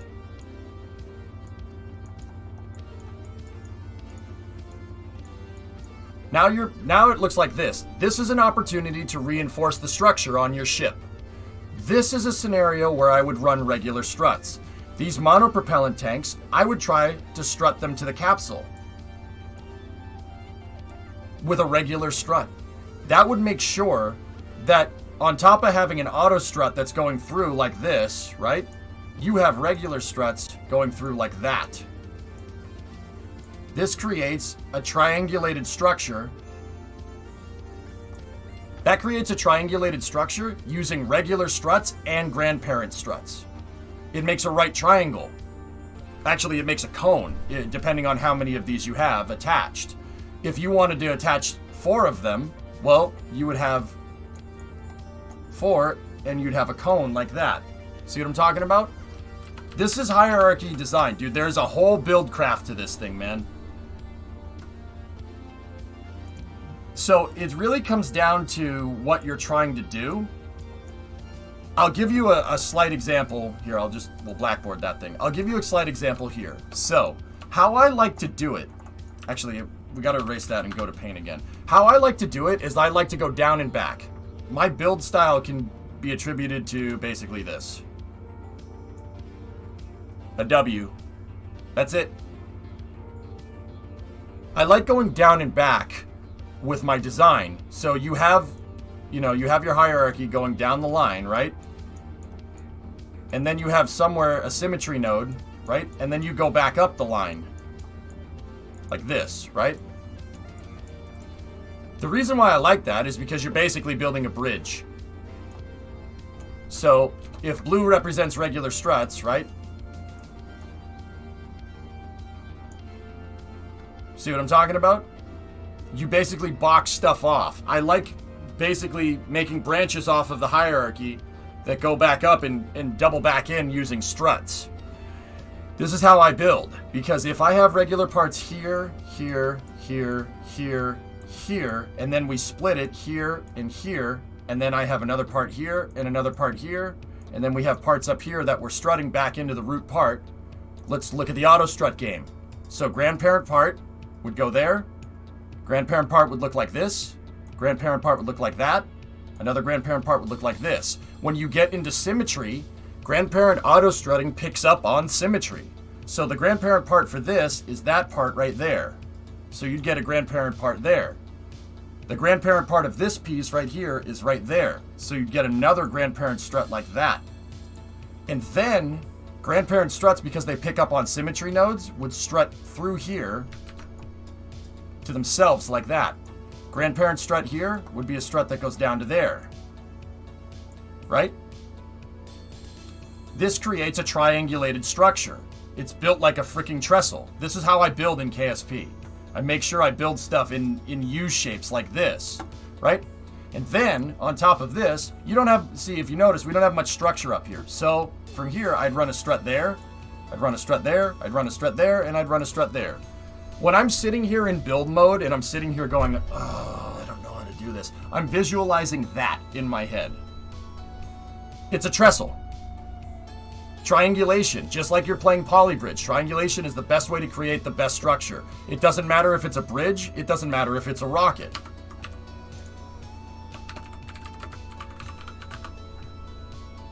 Soyuz is actually a really good example.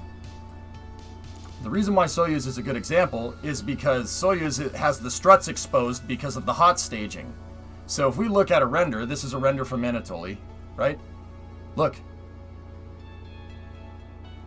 They're doing the exact same thing with the Soyuz interstage right there. Literally the same thing. But because Soyuz hot stages, you can see it a lot better. Triangulated struts. It's built like a trestle. That's on purpose. And then, if you want to get really clever, you can combine this with same vehicle interaction. Same vehicle interaction with a triangulated system makes the thing extremely strong. That's how I could seemingly put together Freedom rockets. I could just stack them outside of the SPH, and it doesn't matter how you. It doesn't matter. You don't need to run struts. I was using small docking ports as decouplers, right? That doesn't matter because same vessel collision or same vessel interaction combined with auto strutting basically makes it as rigid as you need it to be.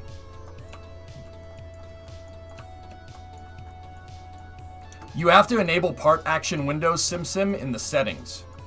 You have to enable the PAW. So, let's visualize auto struts here. Take a look at the big SSTO. Look at it from here. Do you see the U shape? Down, around, and up. And this kind of triangulation is the grandparent struts being picked up in symmetry. So down, over, and up. The entire SSTO is a big W. Yep. And the point of the W, the top of the W, the root part, is right there. Now keep in mind, I have some hierarchy going in front of the root part. That's fine. It's okay. It's just these fuel tanks. But even look at the fuel tanks. The fuel tanks, the forward fuel tanks in the fairing, also a W. See? Yep. That's the best way to do it, man. That's what Kerbal is literally built for. The reason why Kerbal is built for this is because of how Felipe originally envisioned this system working, right? So, if we just go over here like this,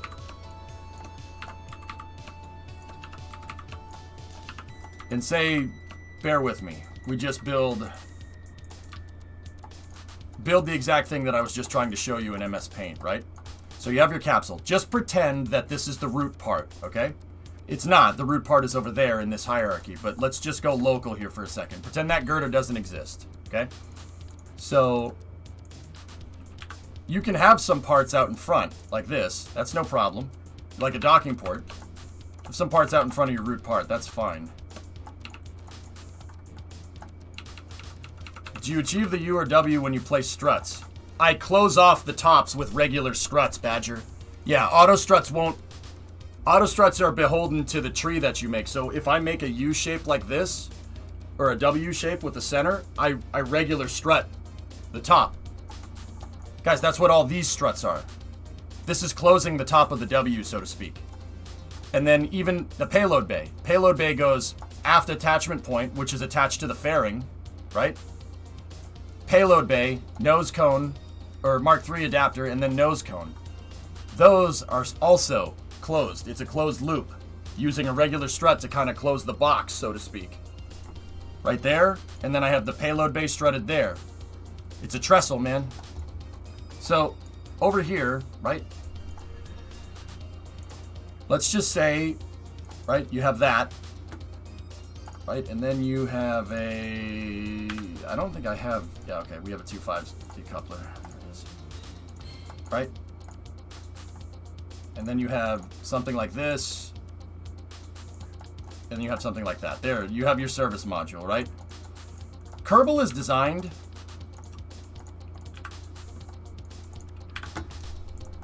The way Felipe envisioned this was to do stuff like this. If you get me a decoupler real quick. It was designed to do stuff like that. It was designed from the start to be able to make the W and use a strut to close it. This is like...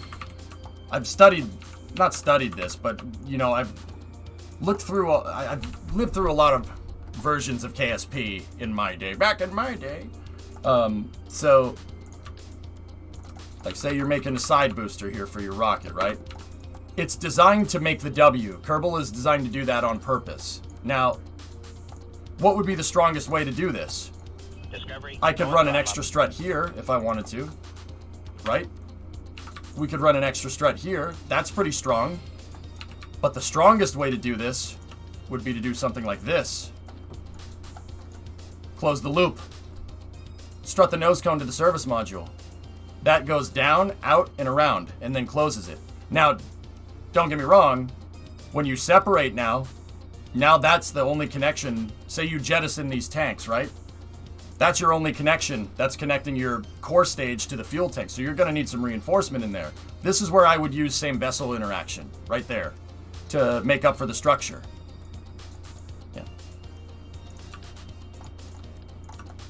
Kerbal is set up to do stuff like this. It's set up to make the W by adding boosters to the sides. That's how Felipe coded this thing back in the day. Hey, Dodo, tier 268 month resub. Someone, what's going on? Hey, Neuro. How you doing? It could be an M if you want. It's just, yeah. Kerbal uses what's called a single branch hierarchy, okay? It's a single branch hierarchy. So picture a tree in your mind, right? You have your tree stump right here, right? And then branches come off of the tree, right? Branches come all off of the tree. Some branches split. Some of them don't. Some of them do this. Some of them do that. There's a reason why the first part that you place down is called the root. There's a reason for that. Because it's the root of your tree. Attachable boosters, thrusters, struts. You know, you could strut from there to there. Attachable boosters, struts, lights, you know, nose cones and stuff. That's all branches on the tree. And now, don't get me wrong. You can never have a branch go off and then come back. Trees don't do that.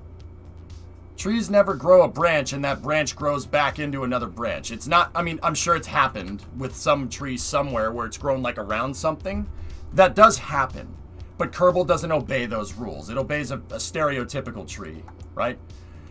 Where the branches go off in all directions and they very rarely connect back in with each other, all right? So that's why struts are in the game. Struts are in the game to basically tie the branches together.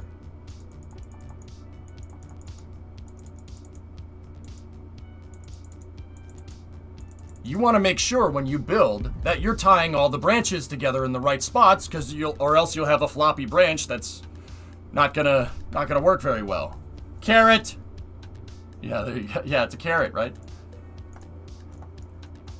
Yeah, I take this into account every time I build something, dudes. That's don't get me wrong. I want to do more advanced like YouTube tutorials with this type of stuff because it would be useful for you guys. It's very useful, and that's part of the reason why I can manipulate Kerbal to do what I want. I can see I've done this so freaking much. I see the hierarchy. I see this. I don't even see the code anymore. All I see is root part, heaviest part, grandparent part, fuel tank, decoupler, blonde, redhead. I don't even see the code anymore. No, I don't see this. I'm attempting to visualize it in my head when we go to build. And even then, sometimes I can't do it. I didn't do it with these fuel tanks and they blew up in my face yesterday. I still make mistakes. It's a hard thing to do. Serenity, thank you for the bits. I appreciate it. All right, second tier is 1, 2, 3, 4, 5, 6, 7. Okay, so it's 7 on the second tier right here. So 1, 2, 3, 4, 5, 6, 7. So get rid of that. And then the third tier of triangles is 1, 2, 3, 4, 5, 6. And then we have big triangles coming off that. That is the best explanation I could wish for. Thanks a lot. My pleasure.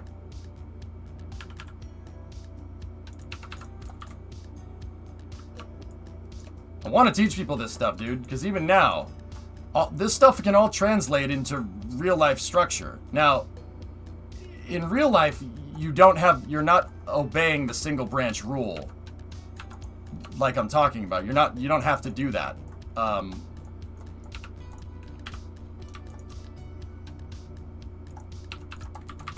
You don't have to obey the single branch rule. In real life, you can connect the branches back in, so to speak, but you can figure out a better way to build stuff structurally. The way I like to describe this is attaching a part like this. A part attachment is like welding, okay? Struts are bolting things together. Struts in Kerbal work a lot like how like something bolted together would work in real life. Yeah. So make sure that when you're building, if you want something to be very, very strong, you make sure that it's part of the tree branches and not part of the tie-ins to the branch. So if you have a side booster on your rocket, you want to make sure that that booster, is connected on something strong, or else it'll just fly off, right? Node attach? Node attach is the strongest, Victory. There's two types of branch attachments, I guess, going with the tree analogy. The strongest one is nodes. Nodes are the strongest connection. Radial is the second strongest. So like here, you could fake this, right? If you wanted to. Say I wanted to put these fuel tanks here like this, right? That's radial attachment. A stronger way to do this would be to fake it. Put a fuel tank here and make sure you absolute snap all of them, because if you absolute snap them to an imaginary grid, they'll line up just as good as on a symmetry node, right? And then go here like this. Now, those things aren't connected to each other. That's three different branches. But the people that use your vehicle, they don't know that. If you put it on Kerbal, they don't know. Now you strut it together, and now that's really strong. Once again, you form the W. So you have one right here, another here, and another here, and then you strutted it there. It's the W with the struts on the top. You just did it upside down. See what I'm talking about? That's the stronger way to do that. I did this with my fuel tanks here. Yeah, you gotta set it to Wumbo.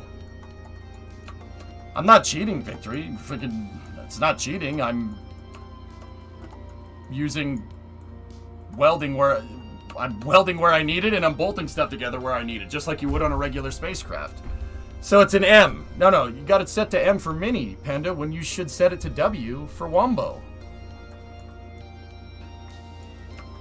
Yeah, this whole build is just one gigantic W. So like, I'll do one last thing before we get back to building the aero shell. So I have my root part, right? And then my root part has the fuel tank splitting off like this. So this is the front fuel tank.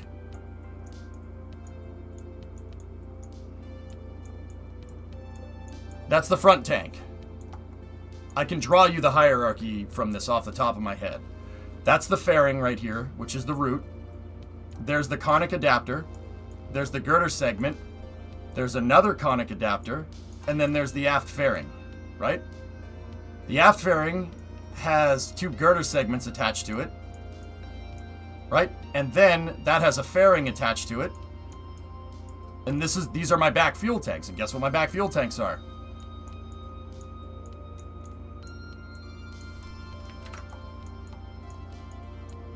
There's the 2 big fuel tanks. There's the small ones.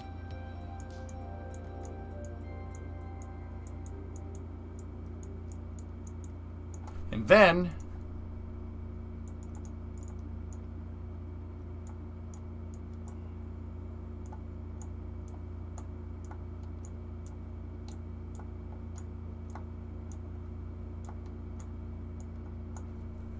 that's the hierarchy. And then obviously this all has grandparent strutting on it as well. So the grandparent strutting would look like this.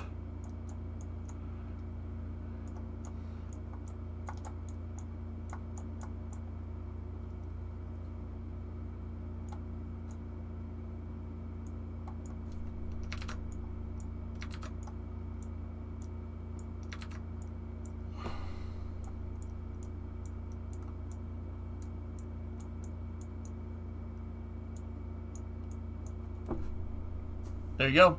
Just a big W. That's the main hierarchy on this. This is what I built yesterday when we tested those tanks. We figured out that there was a problem with the connections when it blew up in my face when I said it was thick as a brick, right? There was a problem with that connection right there, where the fairing attaches to the main fuel tanks for the aft tanks. That connection was weak. So when I went back and re-engineered the tanks, I did something like this. I X-braced the connection right there 2 times over, and then I ran regular struts here and here to double up on that connection, and then I ran struts again from those tanks to the fairing, and then I ran another set of struts here and here. I reinforced that connection 3 times over. This is what I was thinking about when we tested yesterday, and then we shook it and tried to break the dang thing. I reinforced it. See the difference? This is the problems that we had yesterday. That's what it was like before. This is what it's like now. See what I'm talking about? And keep in mind, this is just a 2D diagram. My diagram, the hierarchy goes in 3 dimensions because it's a 3-dimensional object. The payload bay, up and over. The aero shell, down and over, and then strutted back in. Even the aero shell. The entire aero shell on this SSTO and that SSTO is on a huge line of panels, and it goes up and it hooks around the front of the root part and struts back into it. This is like advanced Kerbal building 101, dudes.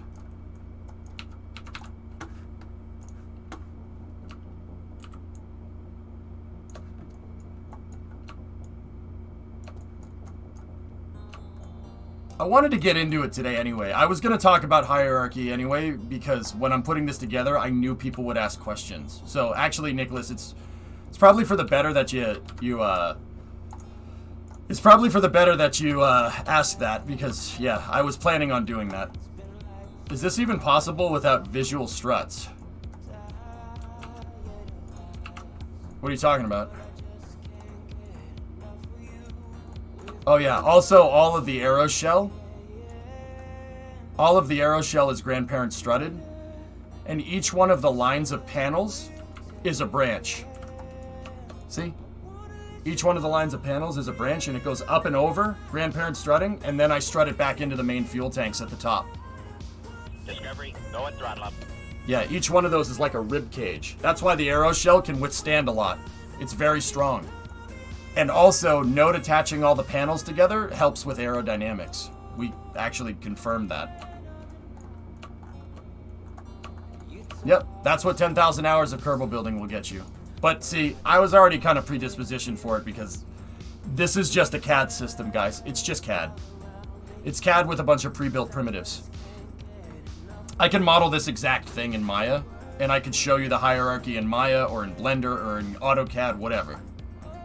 Yeah, this also disperses heat. It's very good for heat flux. Yeah, because these are the ones that get the hottest, and then they move the heat out to the other panels. That's why my panel protection system, which doesn't have a high temperature, 2000K, is very susceptible to getting destroyed during re-entry. I have it built like a rib cage, and that rib cage actually works like a gigantic heat exchanger. It's a heat shield.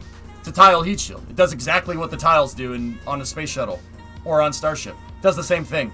It disperses the heat out the branches of the hierarchy. Yeah, because each one of these things has thermal properties that they don't show here that talks about flux. How quickly they can move the heat out, or, well, it's conductivity, I guess. You can enable those, and you can see it working in real time if you go into thermal and you go to visualize data in action menus. And then when you right click on something, if you go into the debug, when you're outside, not here, it'll show you. Yeah, you can see how well parts react to heat. Do you mind seeing your last real quick? No, not at all, Sebby. What's up? Fizz warp on this thing would explode your CPU. I don't fizz warp. Fizz warp creates a memory leak, dude. You're a pre-built primitive. Ah! My pride. Ah! Is this even possible without auto struts? Oh, no, that's Serenity, not Sebby. Okay, hold on. Question, do you think it would be possible to do EU-friendly Friday night racing once every couple of months? I'll think about it.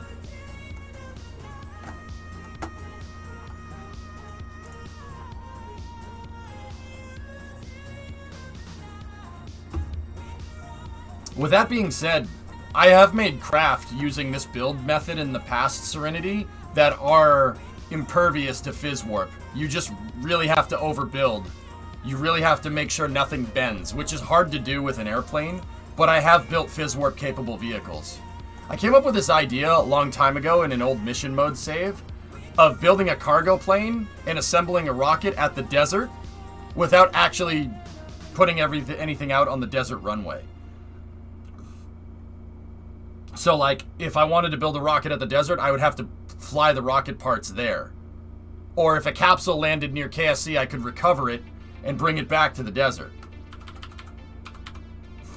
That's an old picture. And then I'd have to, like, bring the capsule back on a truck. Like, there's the truck right there. The cool thing is that, yeah, this booster launched that capsule into space and it came back down. But see, I hadn't had launch pads figured out yet from there. So I came up with this idea of building, building a cargo plane that is impervious to fizz warp, and that was the K-78 project. This thing is strutted like crazy. The hierarchy in this thing and the strut tree in this thing looks like a freaking cage. And I did that on purpose. So you could fizz warp with this thing. Because I figured out that if I wanted to build a cargo plane that could shoot on a suborbital hop, right? Like a Starship or something, jumping cargo from KSC to the desert and back, right? It takes about 15 minutes in real time to do that. To launch something, get it to the right orbit, position it, come back down and land, right? So if I wanted to, like, Virgin Galactic back and forth, it would take about 15 minutes in real time. I came up with this idea that if I made a plane that goes subsonic, that just flies like a regular airplane, that can go from Kerbin to the desert, it takes about 45 minutes. 45 to an hour if I do it in real time. Now, don't get me wrong, it's a lot longer. If I make that plane impervious to fizz warp, I can make a cargo plane that'll take 15 minutes with fizz warp on to get to and from, to move payload around. Same amount of time. This is way easier to build than something that would hop up and land like Starship or something. This is way easier to build. Building a heavy cargo plane with fizz warp is easier to move stuff around for like logistics on Kerbin than building a suborbital thing. This is way easier because you can fly it. Anything that flies on a ballistic trajectory like that, unless you, like, if you made something like Starship or something, you could do that. But I figured that this would be a lot easier to make because airplanes are a little bit easier than spacecraft. And that's true in Kerbal, and it's true in real life. Once you start getting up into space, stuff gets complicated. So I made this plane impervious to fizz warp. All these wings are strutted. It looks like a lattice inside of these wings on the K-78. It's a really good plane. And the back opens up too. And this is before robotics, keep in mind. The K-78 has a back that can open up. It works like the feather on Virgin Galactic, believe it or not. I don't know if I have a picture of it with its tail open. Oh, there's the K5. That was my other idea. The K78 was a better implementation. Any chances on bringing a K78 into current mission mode?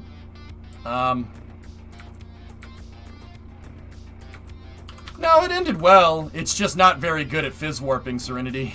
This was too much for my computer to understand. It was too much. You'd fizz warp it and the thing would explode. Yeah, this is in the old save. I would deliver parts to the desert and launch them from the deserts on a partially reusable launch pad. This is pre-robotics. There's no robotics in game here. Yeah, I used something called Kraken Tech, where the ramp, we would undock the ramp and it would be a separate vehicle, but I made a hinge out of parts, right? Tessa knows. We made a hinge out of parts, and the thing, we'd use air brakes to deploy it down, and then when it's in the downward position, it would redock. Yeah. Kraken Tech, man. I use Kraken Tech to create VTOL heavy landers for Minmus. See this thing on the left? These things actually pivot. They pivot. They use an air brake. So my engines actually undock from the vehicle, and then I use an air brake on a lever to push the thing, and it turns into the horizontal position and docks in the horizontal position. Yeah, robotics before robotics were in the game, dude. I built stuff like this without robotics. Now, Tessa, I'll be honest with you. We might have to revisit Kraken Tech. I'm serious. We might have to revisit Kraken Tech once we get into building heavier launch vehicles like the SSTO.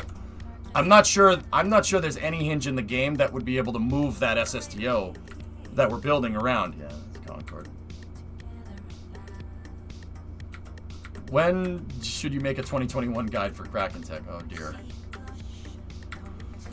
Yeah, building GSE is not something that I started to do with just mission mode. I've been trying to do it for a long time, but now we have all the robotics and it's easier to make cranes and stuff, and I can do it in KSP a lot better.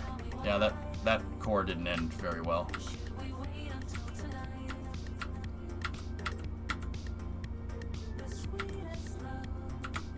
We'll get back to doing this, guys. We're on the verge of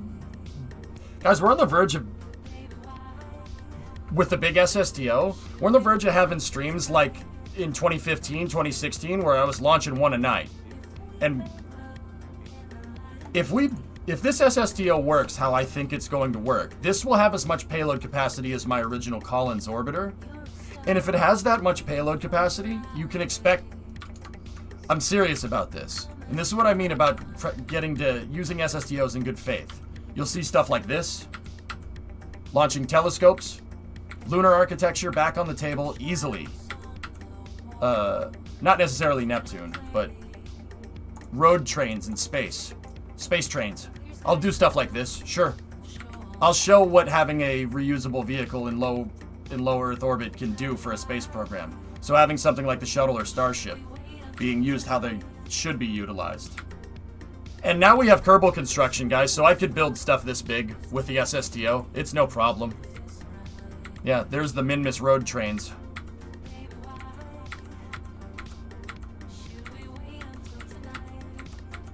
Yep.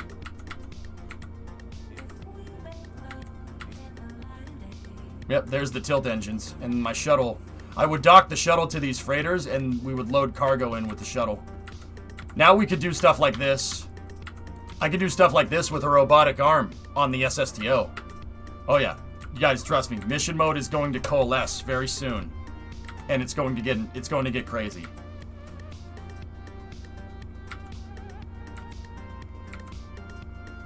Yep, there's Collins. Yeah, that one had we tipped one of the Elevons, I forget why. That's Neptune. That's my heavy lift rocket from the old mission mode save. I would love to try and make a pad for this thing. Dude, I don't think the game, I'm not sure the game would be able to understand that. Shuttle on the moon, I thought you hated that. I didn't see any shuttles on the moon here. Did you? I may have photoshopped, or like warped one out there with infinite fuel one time, just to show how stupid it was, but... Yep. Road trains, gigantic space stations, Have you ever made an SSTO for Eve? No, King. That thing, this could SSTO on... Well, no, it would be a 2-stage to orbit for Eve. It could... That would get out of Eve's atmosphere. Yeah, see? I used to just make road trains in space. And then all this stuff is just packed up stuff, and then I'd use it. I'd send it to the base. I'd send it to where it needs to go. In this case, it was Minmus. And then the lander would bring these payloads down. And I used it to build a gigantic freaking base on Minmus. Hang on. The problem is I didn't have vessel hierarchy stuff figured out at the time. So when I went to actually go and use the base, it exploded. Yeah, it blew up.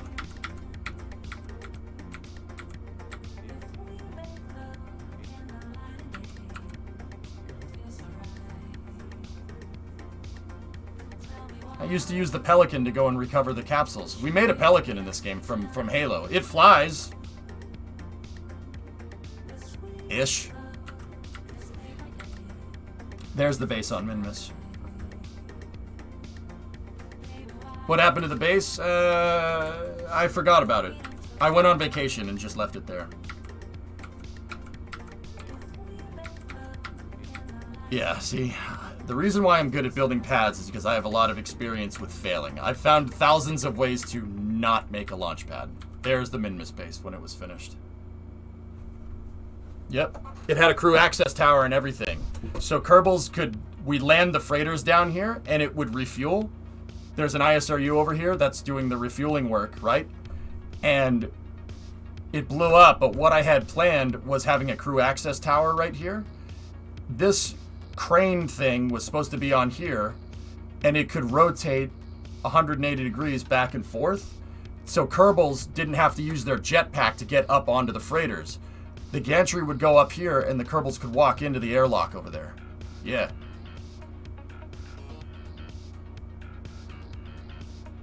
I can figure out Minchip better nowadays. Using vessel hierarchy, oh, it'd be easy. I'll be honest, all I really needed, my problem was that Minchip was set as a station. This was set as a, well no, it was set as a base, but so were the Grissoms. The Grissoms were also set as a base. If I had the Grissoms set as a ship, Minchip would have worked. And maybe I'll go back into that old mission mode save to show you, to prove it. But yeah, all I would need to have done is just set Grissom as a ship and not as a base component, and it would have been fine. Yeah. Yeah, I built this. We assembled all these together with a little tug that could assemble all these pieces. Now, mission mode, hear me out. Oh, you want Sea Dragon, huh? Yeah. Now, there's the Vulcan rocket that I made. Also, I'd love to see that. Do you plan on getting Starbase? I saw Joel's announcement today, someone. Yeah, we'll play it. Yep. And then, see, the cruisers had these little carts that I could roll them around on the surface with. The carts had the VTOL mechanism built in, so Grissom doesn't need the VTOL mechanism when it's flying around in space. So I had a space dock up in orbit where we'd park these things. And, it had small VTOL engines to get it to take off, and then leaving the base. It would refuel down here. Yeah. Trust me, man. I have this is for the newer viewers. I have a lot of experience with building some stupid, crazy stuff in KSP.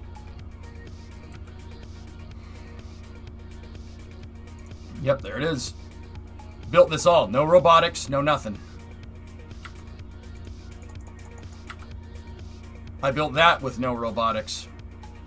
We sent it up in pieces and assembled it here using a Kerbal maneuvering unit. Changing ship type affects physics? Caden, it's not that changing ship type affects physics. Changing ship type affects docking, okay? Let me explain. So, if you have a vehicle, say you have a base, right? Like you have a bunch of landing legs right here, and then you have a fuel tank right here, right? And the fuel tank, once again, it's on landing legs, right? Right? And then you have a docking port on the side. right? You have a docking port on the side. If this vehicle is set as base, right? And then you have, like, say, a rover, right? Discovery, go at throttle. That drives up, that also has a docking port on it, right? And you drive it up there, and this is set as ship. Here's what's going to happen. So every time you dock two things together, you get a physics reload. Physics stops for a second, and it'll restart. It's the same kind of effect that happens when you time warp in Kerbal. You ever notice, like, when you're playing in Kerbal and you time warp, your vehicle kind of moves for a second, and then it comes back, right? Discovery, go at So throttle. the key here with vessel docking hierarchy is orientation. If the base module is coplanar to the ground, so basically say your probe core is right here, and your probe core is pointed straight up at 90 degrees. That means that this docking port down here is at 0 degrees, right? Relative to the horizon, relative to the ground, right? Now you take your rover and you dock to it. Say your rover, right when you get up to the docking port, right? It bashes into it and, you know, you go up a little bit and then it docks, right? Say on dock, your rover, right, or ship here is pitched up. The docking port's pitched up at 5 degrees, right? Base overrides ship. So your rover will orient to your base. It'll dock to it. And it'll snap this port that was pitched up at 5 right before it docked. It'll snap it into position. Now, here's the problem, Caden. Listen. If the situation was reversed, and this was set as a base and this was set as a ship, and we went to dock, right? And right when I dock, say I bonk it a little bit and the rover goes up and Kerbal registers the dock there, this base overrides ship again. So now this entire module would tilt and it would orient to this, meaning that the entire module would snap in at 5 degrees. It would move the entire module to the right, like this, at 5 degrees. And this landing leg would go beneath the ground. And Kerbal would probably make it explode. You ever have something dock to something in Kerbal on another planet and it blows up? There's your reason.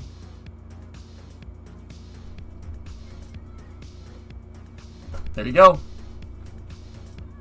Hey, Pilch. How's the big SSDO going? Good. Kuro gifted a sub to Nicholas. There you go. Nostalgia's hitting me. I miss those crafts. Keep up the great work. No problem. Well, when you're docking on orbit, it doesn't really matter. But yeah, this is the problem with Mint Chip. I had the capital ships that were coming down to refuel were set as a base, and this was set as something lesser than a base. And I would go to dock the ship, and the ship would tilt a little bit right at docking because it's heavy. It'll move around a little bit, and it would end up tilting the base into the ground, and the entire thing on Minmus would explode, or it would launch it into orbit. Yeah. Every single pad failure that I've had is the result of what I just told you. Wrong docking vessel hierarchy. You have to make sure that when you're putting a pad together or when you're building a space station, etc., right? That the right thing is docking to the right thing. So in this one with Condor's pad right here, I want Condor with the strong back and the TE, I want it to dock to the pad. I don't want the pad to dock to it. Remember, the hierarchy, very important. It's very important to understand that. When I moved this into position, I want the rocket docking to the pad, not vice versa. Because if I orient this, if the pad conforms to the launcher, then it's going to tip into the ground and it's going to explode, like that. See what I'm talking about? This is super important to understanding when you're building stations, when you're building bases on other planets, when you're building launch pads, if that's your thing, or when you're just docking two things together on a planet. It's important to understand this. How did I find this out? We're drawing a lot of paint diagrams today. How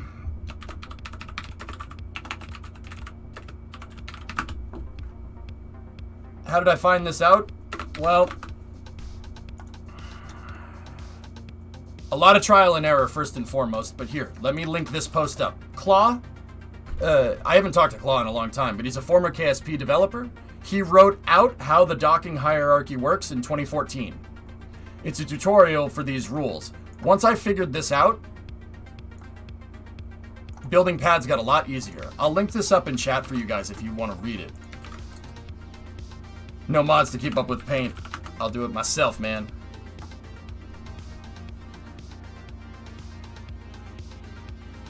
You got a picture of your truck for that base? I think so.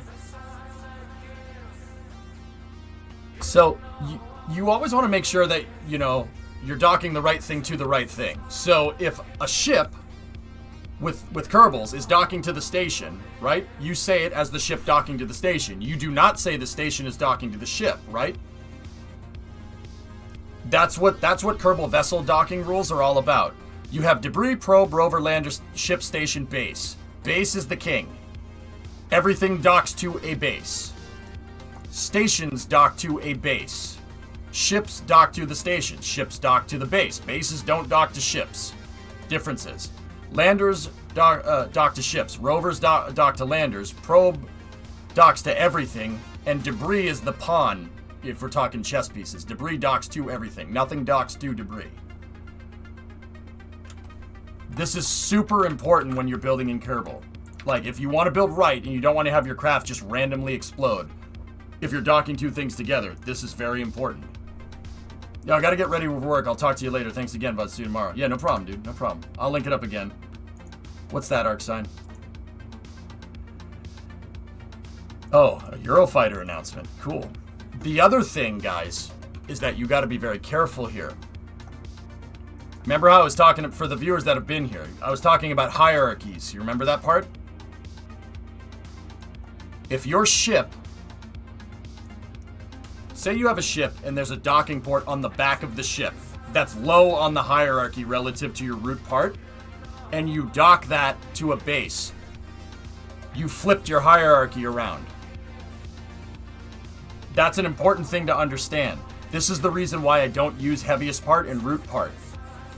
The reason is because if you say you have a ship like Soyuz, right?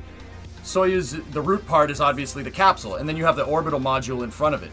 You dock, right? Because you dock that to something else and that overrides that, it moves the root part. It can reverse your hierarchy flow. Yeah, so you remember all those X braces and everything that I was telling you about? There's a reason why I only use grandparent part. Because in that particular scenario, if I'm using root part to try and strut something back together, and I dock to something that's much bigger, and the ship docks to that, and those root part struts now have to go through a long chain of hierarchy to find the root part on the base, because you reverse the flow of the hierarchy. Okay? That is very, very important to understand. If you've ever had a ship dock to another ship, or a ship dock to a station in space, and then the whole thing freaked out and exploded, it's because the auto struts are going too far. The auto struts, you reverse the flow on your hierarchy. And now a heaviest part strut is trying to find the heaviest part on a 1,000 part station. And if the auto strut runs too far, you're encountering a float point error, and then the thing Kerbal will just shake itself to pieces and it'll explode. You ever have that happen? It's because you reverse the flow on a hierarchy. That's the other reason why I don't use root or heaviest part unless I absolutely have to. Here, ArcSign, I'll give you a link permit.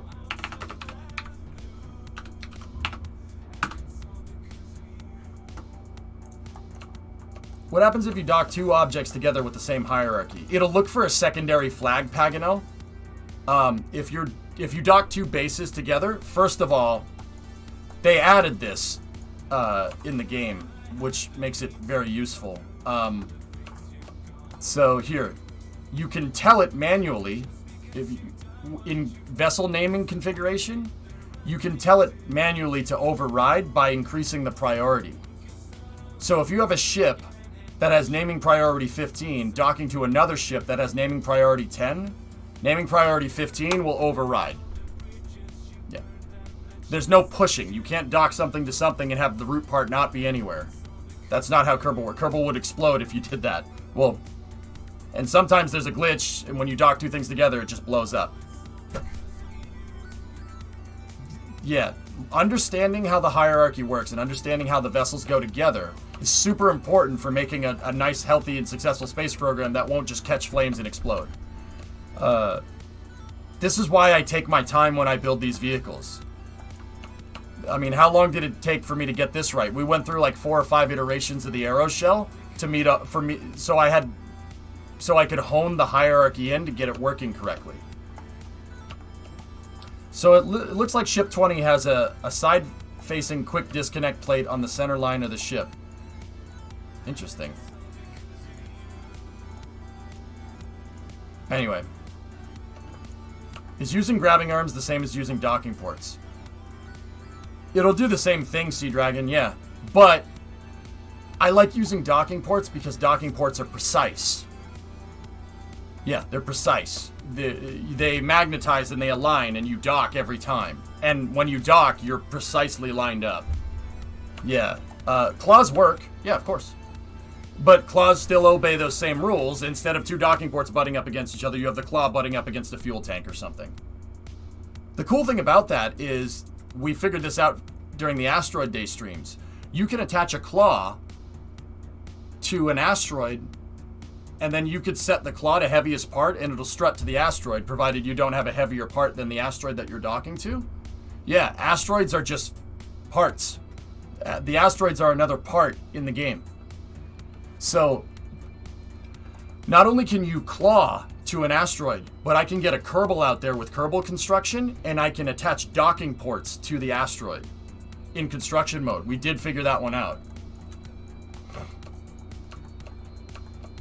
I don't like using grabber arms unless I absolutely have to, Sea Dragon, because docking ports are way more precise. And I understand how they work a lot better than the claws. The claws have some really weird problems with them that I don't like. But that's another story. Anyway, let me get back to work. So we're on the third row. Third row of the arrow shell is 1, 2, 3. So 1, 2, 3, 4, 5, 6. 1, 2, 3, 4, 5, 6. Builds an arrow shell around an asteroid. You could, Dr. Death. You could build an arrow shell around an asteroid and then re-enter it, and it would work fine. It would make it all the way down. Thing is parachuting it down. I don't know how you're going to do that. Bro, you have to see this. Russia What is this? Okay. Russia unveiling a prototype of a new fighter jet. The jet features stealth characteristics and a capability to Discovery, cruise at go at throttle up. supersonic speed. The new aircraft is smaller than other Russian fighter jets, but can fly at a speed of almost twice the speed of light. The new design can also be converted into an unpiloted version. The jet is said to be similar to the American F-35 jet. That is a look at your headlines. Unpiloted, so you could.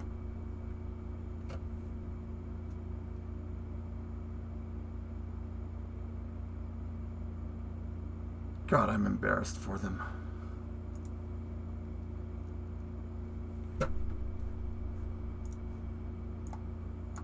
Design can also be converted into an unpiloted version.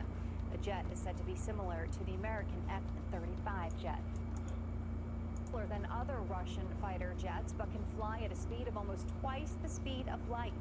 The new design can also be converted into an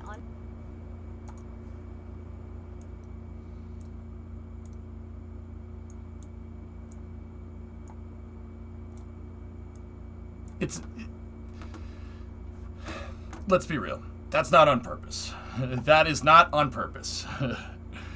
She misspoke. It's pretty obvious. But Jesus Christ. Like, oh my God. She meant speed of sound. It's pretty obvious. It can go Mach 2. Mach 2 is a good rule of thumb for a fighter jet nowadays, for a next generation fighter. But that's one hell of a misspeak. Guys, to be fair, I misspeak all the time. But then again, I'm not a major news outlet either.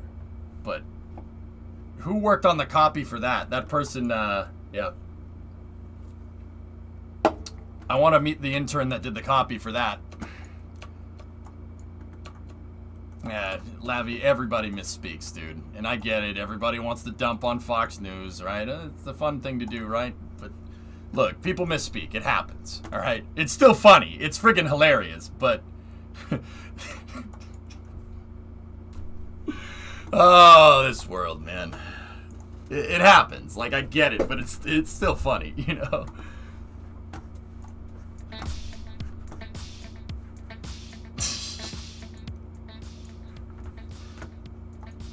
Twice the speed of sound, yeah, is what she was talking about. But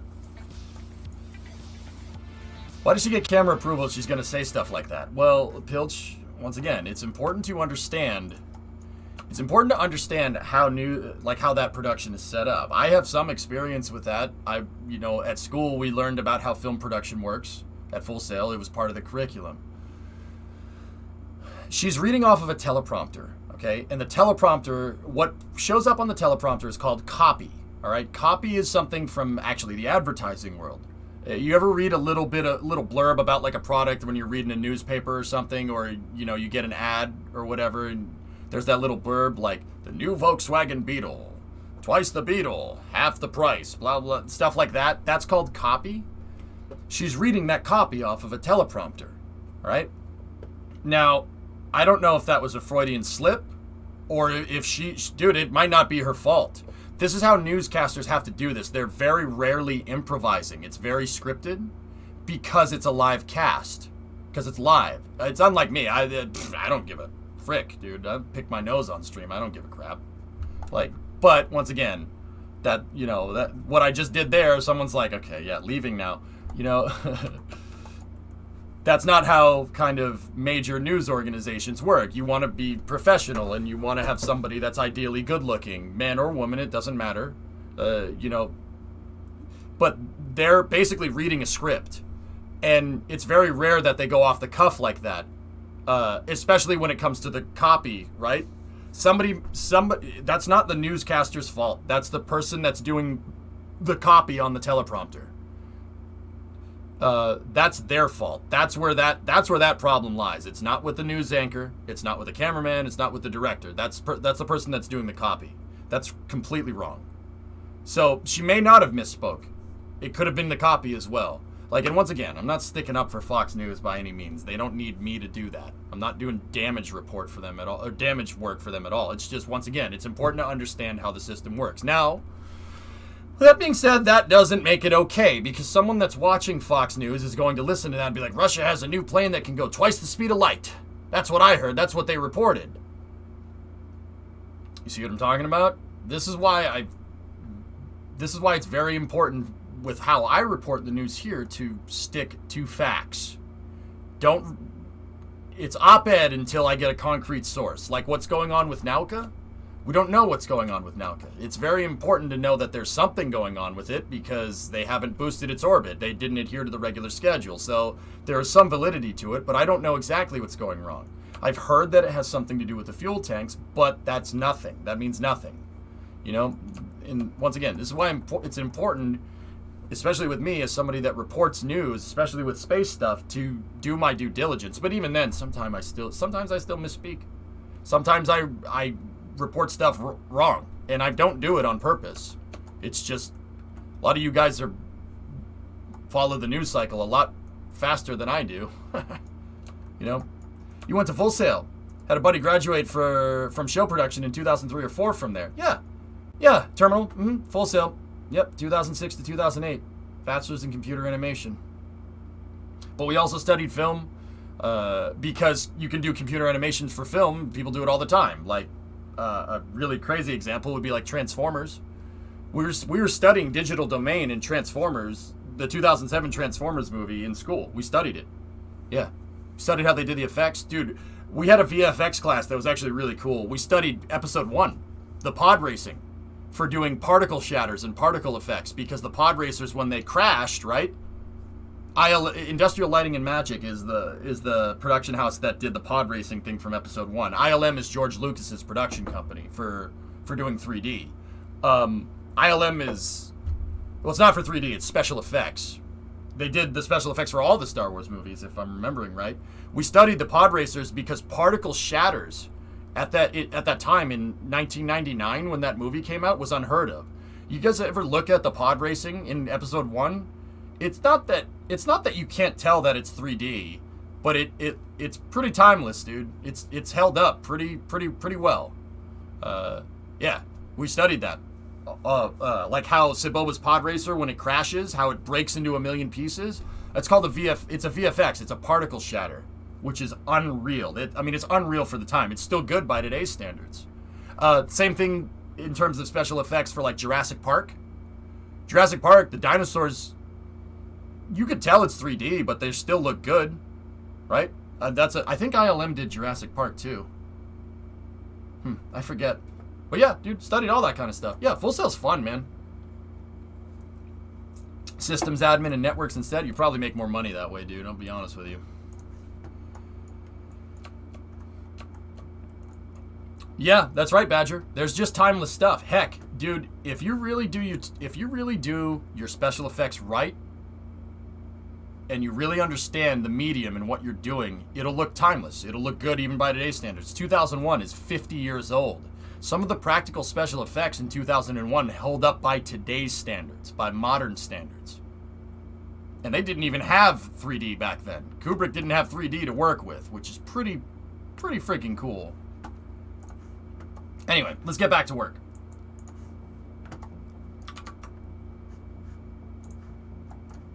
Alright, I'm going up here. Full Sail is expensive, dudes. That's a very important thing. Full Sail is expensive and you gotta really want it. If you don't, you'll fail and you'll end up being out a lot of money. Just word to the wise. You gotta want it. If you don't, it's like boot camp for whatever field you want to get into. It really is difficult. It's tough. Guys, I graduated college when I was 20. 20. They crammed 4 years of stuff into 21 months. And it was a fun 21 months. I love Florida. Still love Florida for that.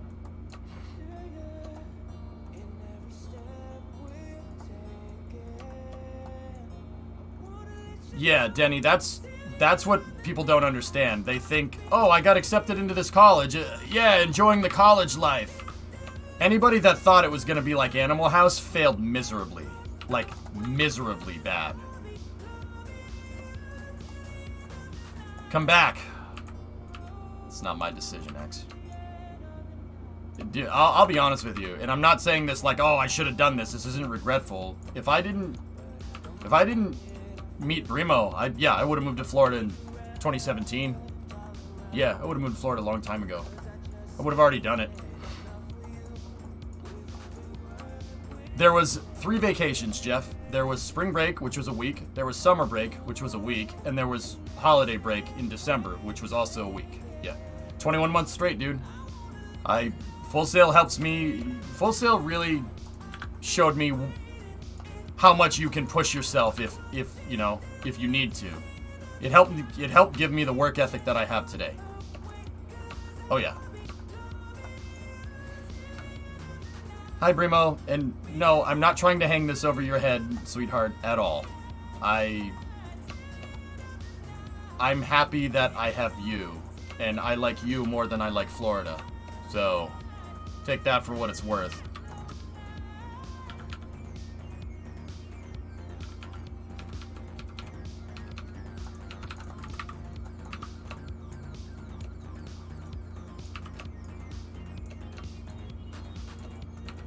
Good save? It's not a save, it's the truth.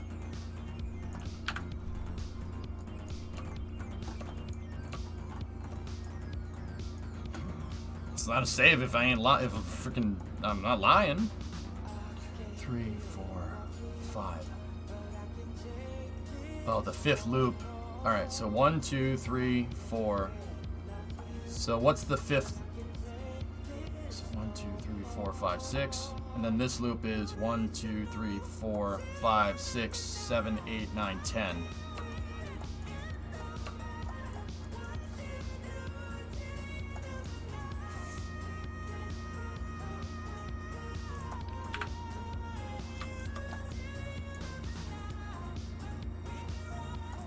Right now I'm doing power electronics, so like DC to DC converters.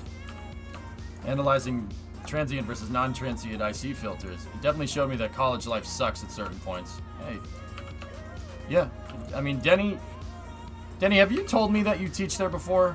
You taught there before? I forget, dude. But yeah, if you're not ready for Full Sail, it will chew you up and spit you out. It's literally boot camp for whatever field you choose. Yeah, you did tell me that before. Okay, cool.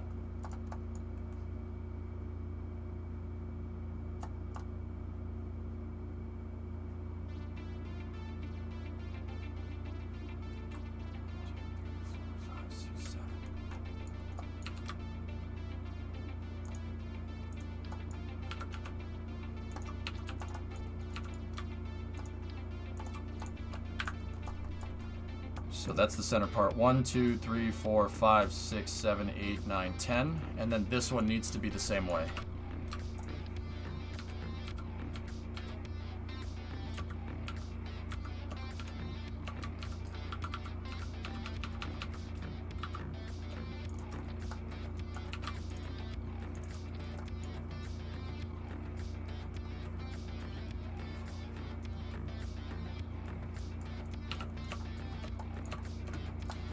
Why not snapping these panels on nodes? Nodes don't convey symmetry, Nick.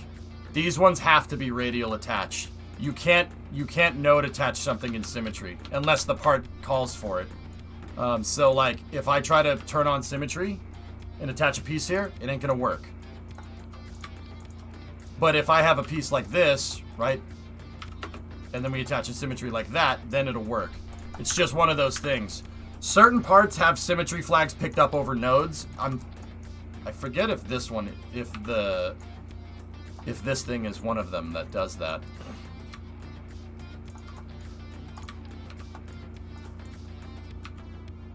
Like an engine plate would be something that you could node snap in symmetry to, but I can't fit engine plates down here, so it's better to just radially attach it. And then everything else is node snapped. Alright, let's look at the small boy again. So we had 1, 2, 3, 4, 5, 6, 7, 8, 9. Okay, and then the next one. 1, 2, 3, 4, 5, 6, 7, 8. Okay, so this one is 9 and the next one is 8. 1, 2, 3, 4, 5, 6, 7, 8. No, that doesn't make sense. Hold on. 1, 2, 3, 4, 5, 6.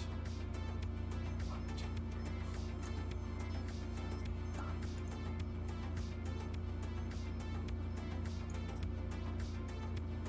1, 2, 3, 4, 5, 6, 7, 8, 9.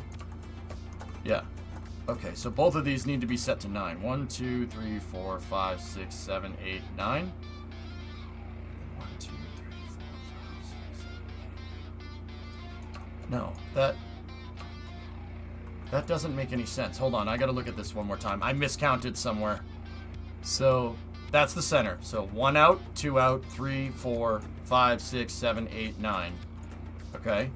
I'm trying to copy this. That's why. I'm just making a bigger version of the exact same thing. 1. So there's 1, 2, 3, 4. I lost it because of the camera movement. 1, 2, 3, 4, 5, 6, 7. What the hell? Am I stupid? 1, 2, 3, 4, 5, 6, 7, 8. Am I dumb? What did I miss? Okay, alright. So there's the first triangle. Once and for all here, I gotta triple check. Measure twice, cut once. 1, 2, 3, 4, 5, 6, 7, 8. 1 triangle. 2 triangles. 1, 2, 3, 4, 5, 6, 7, 8. 1, 2, 3, 4, 5, 6, 7, 8, 9. Okay, there we go. Yeah, It's the camera. The camera is messing me up because it wants to pan down when you look up too much. If you look up higher, right, or you try to level your view out when your camera focal point is high, it'd just go like that. And that's probably what messed me up there.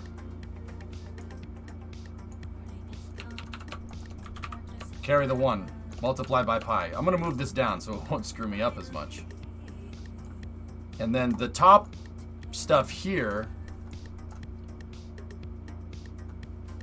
So on this one, on the second triangle, I have 1, 2, 3, 4, 5, and then a centerpiece. Oh, okay. So we have 1 and 2 right there. Okay, got it. So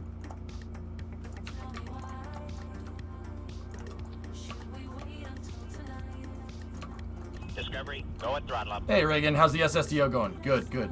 I'm working on the arrow shell right now.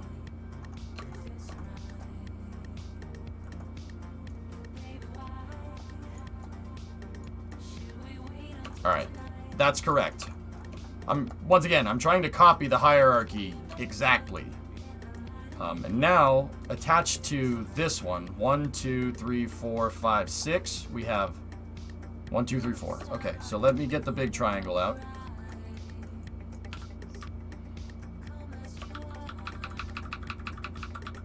And the one that has 6 right here. So that's the center part, right?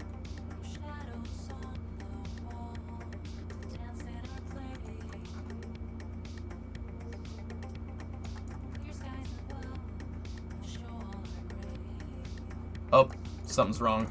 This is not attached to the right piece. It should be attached right there.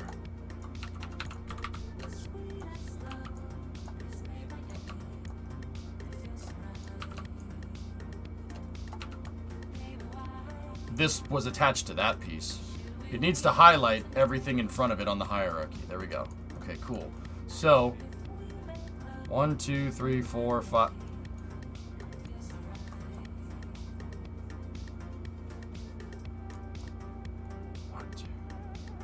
Okay, so that one is going to have this attached to it. Not sure why I did that way.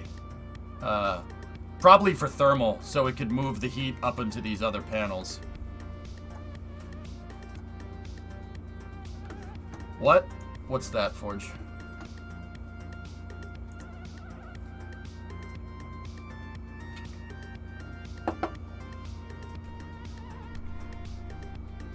Russ Cosmos just tweeted, specialists of the rocket and space industry have analyzed the data and obtained from the telemetry of the module Nauka, and they've made a decision to schedule flooding of the module on the 24th.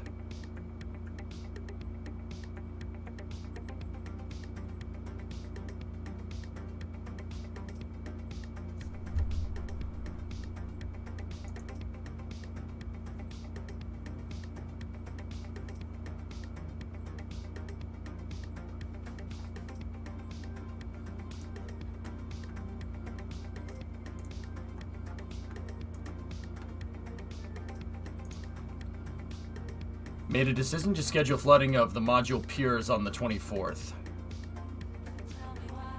Yeah, flooding of the module piers. They're talking about piers. They're not talking about Nauka. I don't know what flooding the module on piers. Maybe depressurizing it? I have no idea. Flooding it with vacuum?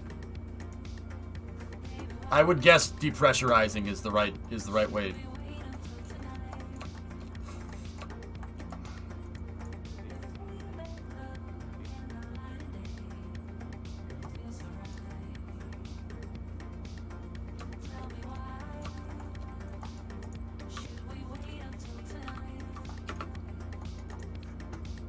What does that say, Forge? According to the source, after analyzing the data obtained from the telemetry of the Nauka module, the Piers module will be undocked and deorbited on the 24th. Okay, that means they're good to go. They wouldn't undock Piers if they weren't sure about Nauka. Good. That's good news, guys. Really good news, actually.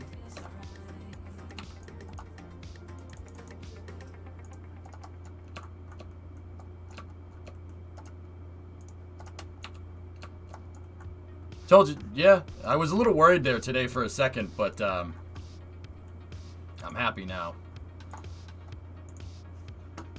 I saw it, Reagan. It's very interesting.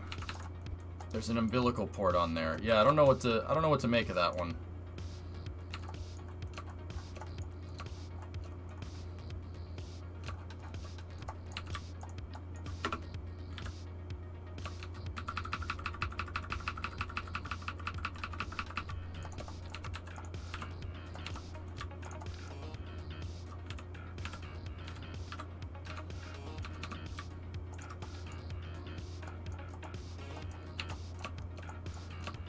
They moved one day, though.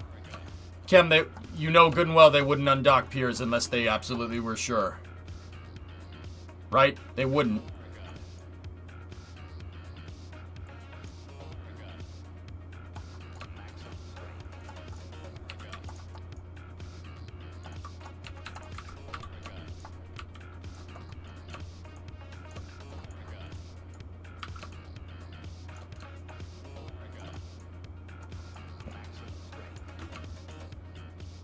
That one day moving out is most likely just to compensate for the fact that they didn't get the module working exactly right away.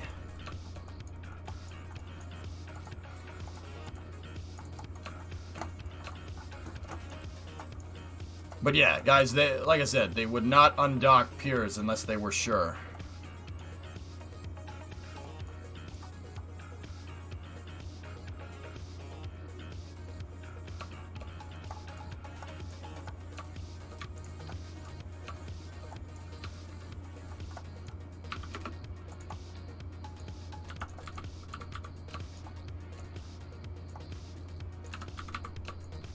Discovery, go at throttle up.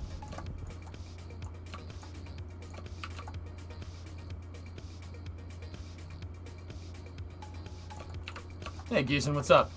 Vulcan, 20 month free sub. What's going on, dude? Hey, Vulc.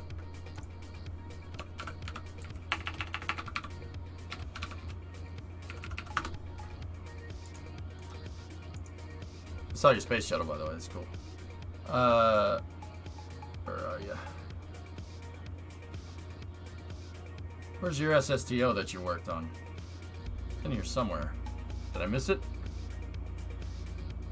It glides better in reverse. Yeah, that's what I wanted to talk to you about. I saw it, but I can't find the damn thread. Oh yeah, the pictures weren't right in the thread. Okay, alright, here we go.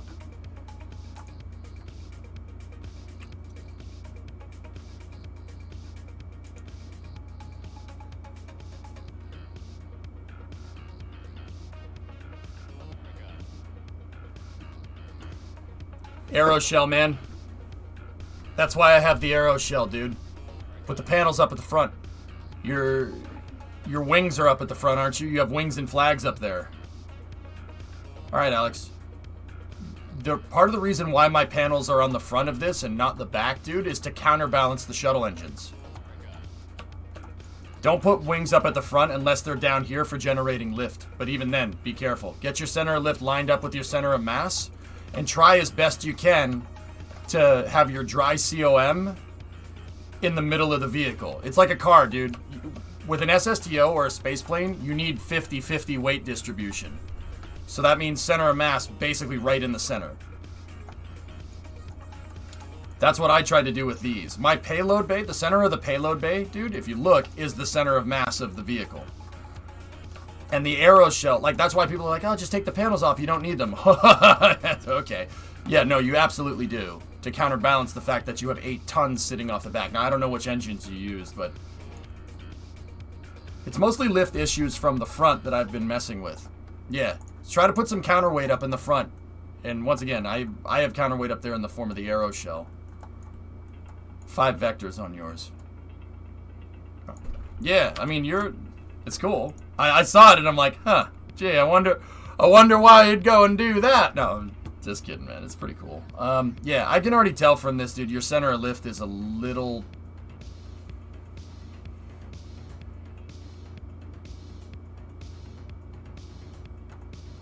Well, I was going to say it's a little too far forward, but it doesn't look it. It looks to be right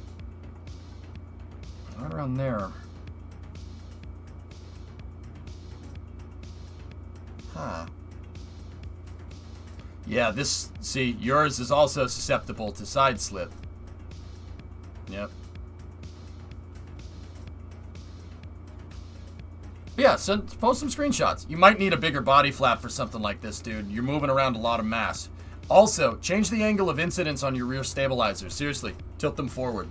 If you tilt them forward and down, it's gonna make the vehicle want to nose up.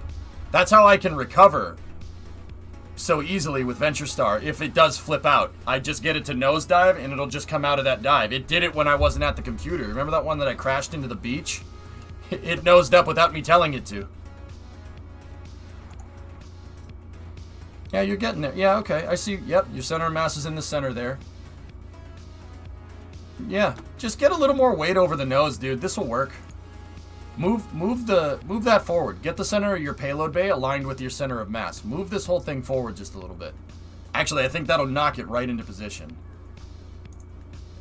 But yeah, cool. Good stuff, man. It doesn't like landing in reverse, though. Yeah. It's because all your control surfaces are acting like canards. This is the other reason why you need to get your center of mass so far forward, right? And even here, I wish the center of mass was up here with this design. The reason why you have to do that if you're building a lifting body SSTO like this is because you got to remember. Think of a 737 in your mind. You have big wings, and then you have your fuselage, right?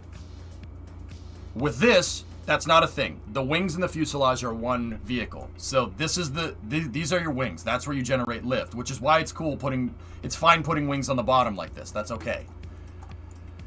This stuff back here, 1, 2, and 3, that's your stabilizers, okay? So now you have your 737, you have the rudder and the elevators in the back. That part's still there. That's what this stuff is. So you need your center of lift and center of mass to be far away from those. If the further they are away from your center of mass, the more moment they're going to have on it, and you'll be able to control it better. This is why with later versions of my SSTO, I moved this stabilizer back to help combat yaw control. Because the further this control surface is away from the center of mass, the more moment it has and the more effective control I have. Witchcraft flew backwards for you. Actually, Death, anytime up until this point that I tried to make a huge re-entry vehicle like this, even on my early shuttles, they would all fly backwards because I didn't get the balance correct.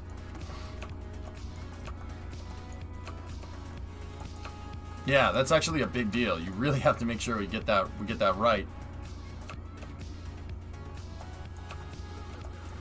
Nauka's on the move.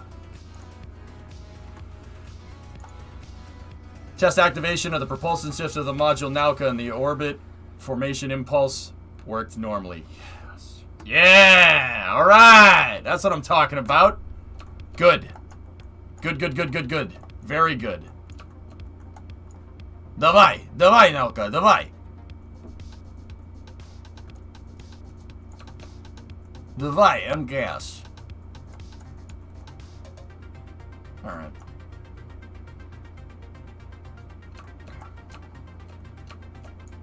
Yeah, Jim, they had to press the spacebar a couple of times, that's all.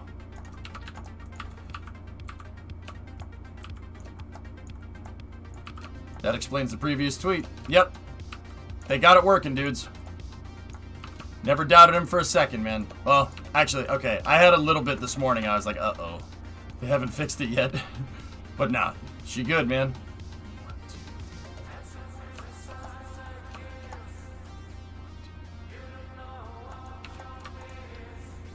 Yeah, this morning had me a little worried, but there's no need to be upset.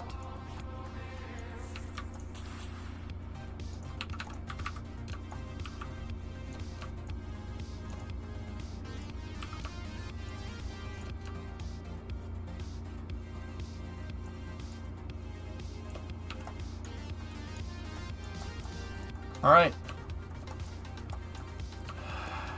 That is an exact copy of the main arrow shell, right there. So I'm going to save this, and I'm going to literally copy this thing and just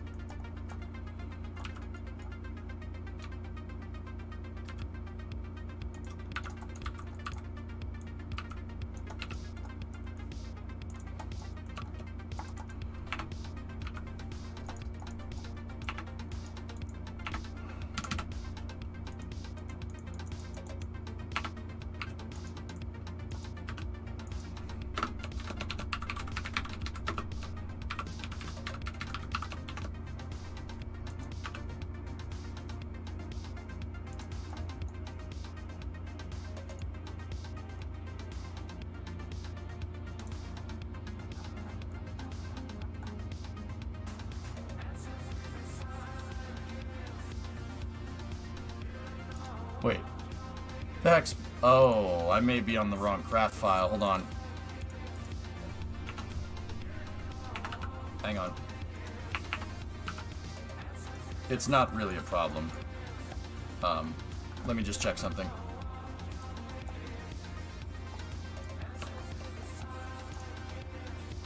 Let me load up Proto 4. Arrow shells in there. Okay, I already did. Alright, I skipped a step. Alright, cool. No problem. Easy peasy. Let me merge Proto 3, and I'll get the arrow shell out of here.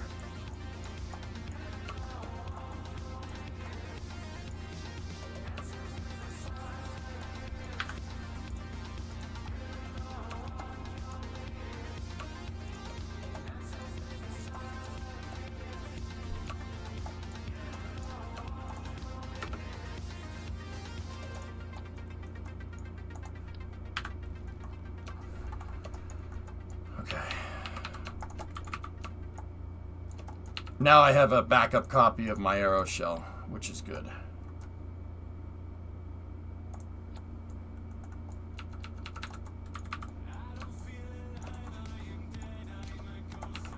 Cool. Sorry, this was just the most updated version. What I was going to do is save the arrow shell, right? I want the prototype of just the fuel tanks, which is technically prototype 3, and then I had already saved prototype 4 and gave myself a to-do list right there. I did that at the end of the night last night, though. I did the same thing again today, but I did it in reverse order. I started building the arrow shell on 3 and was going to save it as its own craft file. Now, yeah, I know that prototype 4 was the one that we tested a lot yesterday, so we're going to keep using... I want to make sure that I'm using the right craft file here. Is that tri-nose in symmetry and node attached boss? The tri-nose.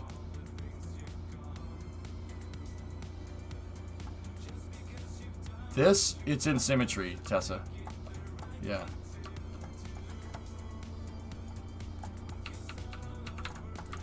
And you can go and play the kazoo.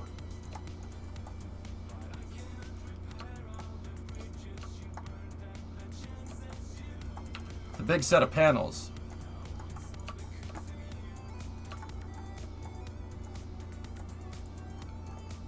These are in symmetry and node attached. Yes, Tessa. They are all node attached. Yep.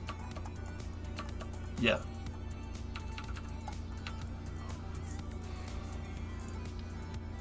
So I just have to do a little bit of work here redoing these struts.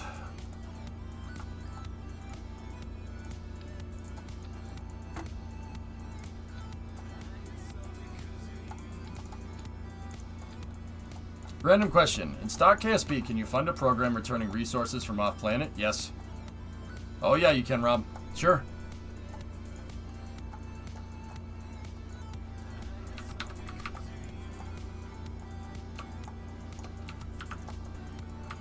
Yeah, actually, monopropellant would be the one you want. If you mine ore and then you refine it into monopropellant, yeah, you can flood the market with monopropellant. That technically there is no market. Yeah, and you can make money. Monopropellant gives you the greatest ROI. I have tested that. I deemed it as kind of a little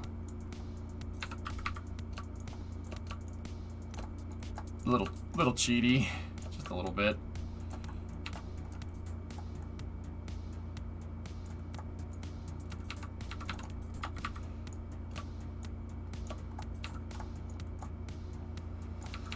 But yeah, you can do it, dude. Sure.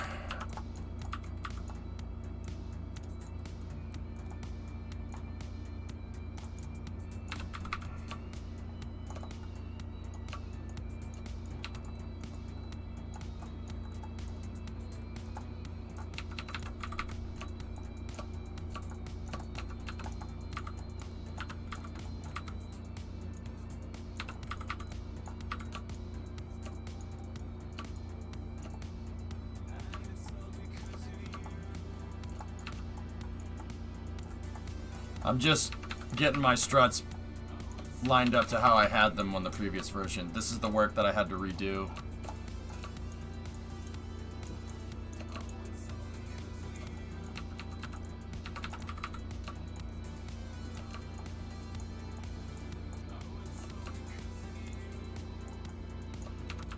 No, you don't really... I know someone's going to ask, just in case. You don't really need to make your struts look all pretty like this. I choose to do it because it's a mental note for me to show what struts I've screwed with and what struts that I haven't. Like these ones, see how they're not lined up? I know those are temporary struts. It's just a little visual cue for me.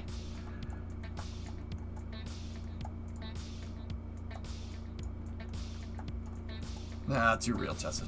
Too real, bud. Too real. Too real, man.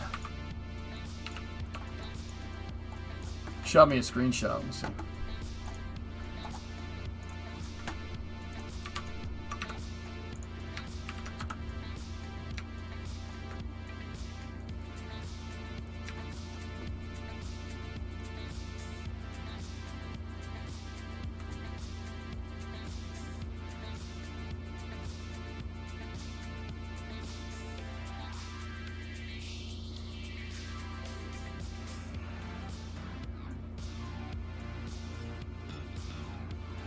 That's the dry vehicle.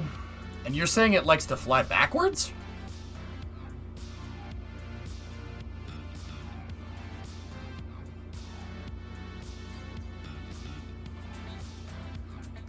It's got to be the body lift. How did you attach these? The sidewall tanks. How did you attach those? Are they... Let me guess. They're attached from the front and they go back?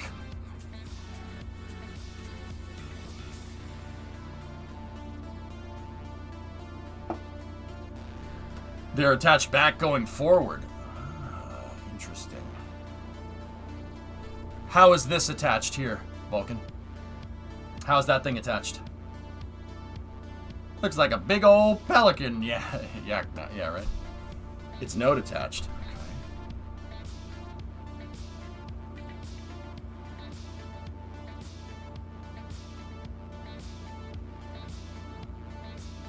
Strange. Do this with it, please.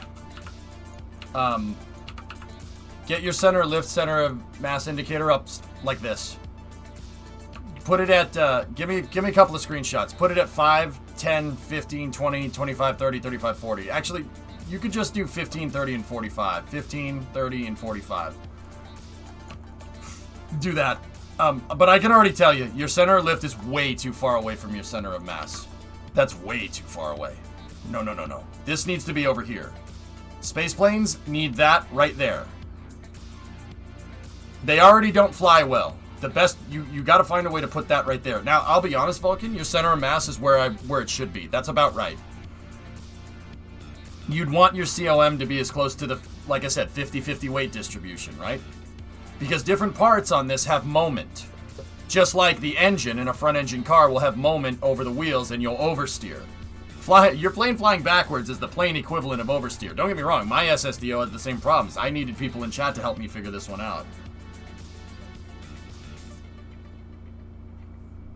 It's the Mark III tanks. Their lift vector is pushing inward in front of the COM, so when it yaws slightly, the lift vector continues to push it instead of canceling out rotation. Yeah. You gotta have something that's gonna cancel out that moment. I mean, demo, it's the same problem that we were having, but these Mark III parts really generate a lot of body lift, dude. That's the other reason why I went with the Aero Shell, because I think the combined drag and body lift from the Aero Shell does not get close to this. Okay, I fixed the yaw issue myself earlier. So the other thing, Vulcan, that I think, keep it. Go on a high re-entry trajectory and just keep it up in the upper atmosphere. Stall it up there and then come down over KSC. Do something like that.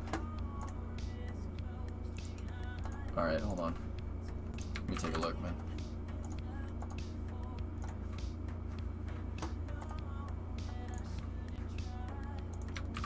Let me paste these screenshots in here.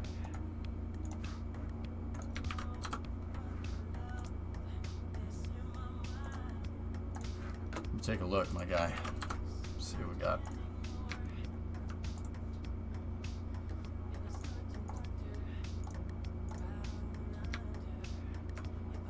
Nice monitor, by the way. Yeah, Sinchai, it's getting there.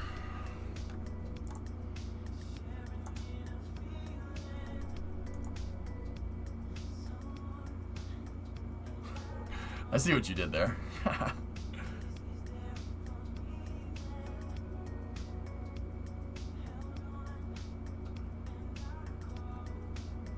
That fixed all the yaw issues. Okay.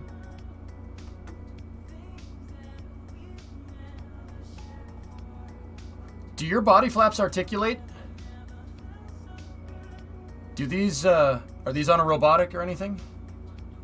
They do, okay, cool.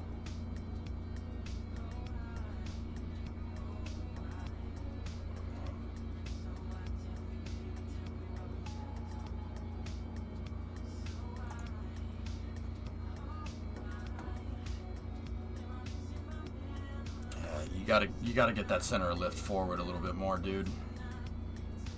That's no good. So, like, Volk, this would work, like, with a 737. Center of lift just a little bit behind your center of mass is fine with, like, a passenger liner, like just a regular subsonic airliner. The reason is because the center of thrust is hanging off the bottom of the wings, and the engines are hanging off the bottom of the plane for the most part. So your center of thrust is down here. Your COT is down here, center lift is a little bit behind, and the engines going forward will naturally make the plane nose up, right? That's actually one of the weird things that they had with the 737. They made the engines too powerful, and the thing would just want to go up all day, right? With a regular passenger liner, that's how that works. But with a space plane, you don't want that. You have nothing to counteract this. You either have to do it with control surfaces, trim the body flap, by putting the body flap up to bring your center of lift forward, or figure out a way to just have your dead stick center of lift right near your center of mass, or else it's just gonna want to nose down, and nosing down will cause aerodynamic instability with the Mark III fuselages. The good thing about this, though, is that no matter what angle you're at, your center of lift and center of mass stay the same. The relationship stays the same, so that gives pretty predictable behavior. But yeah, interesting though. That's weird, man.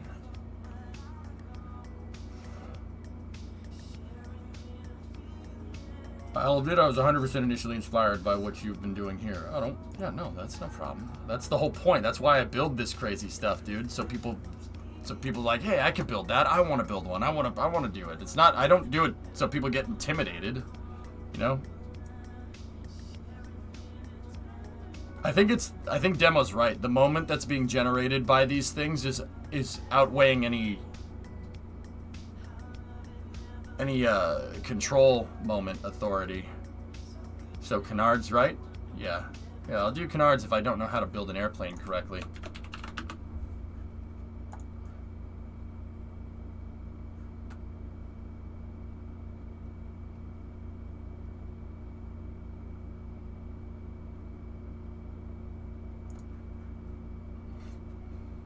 Hey, King. We changed the arrow shell? No, I'm looking at Vulcan's... I'm looking at Vulcan, a viewer's, Yeah.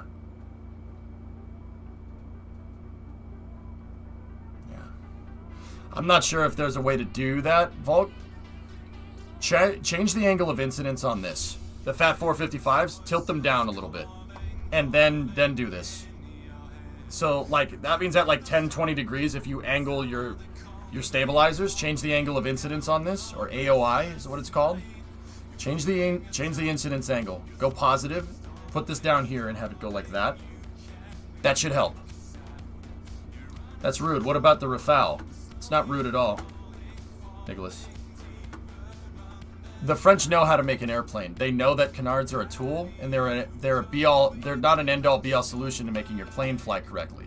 The Rafale, and by proxy, the Eurofighter, have canards on them because they're designed for air superiority. They're an air superiority fighter. I've glued my hand to my... It's an air superiority fighter. It's designed to outmaneuver things. That's why the canards are there. The J-20 is an anti-submarine warfare plane. The canards are on there because it's not a balanced design, and they needed to put canards on it because no elaboration in the engineering. Not yet, at least. I've glued my hand. Much better, Vulcan. Much better. Try it now. Yeah, center lift definitely went in line there. I see it. So I glued my hand to my blank. 2 cowboys are lost in the desert. 1 cowboy sees a tree that's draped in bacon. A bacon tree. We're saved, he says. He runs up to the tree and is shot up with bullets. It wasn't a bacon tree. It was a ham bush. Okay.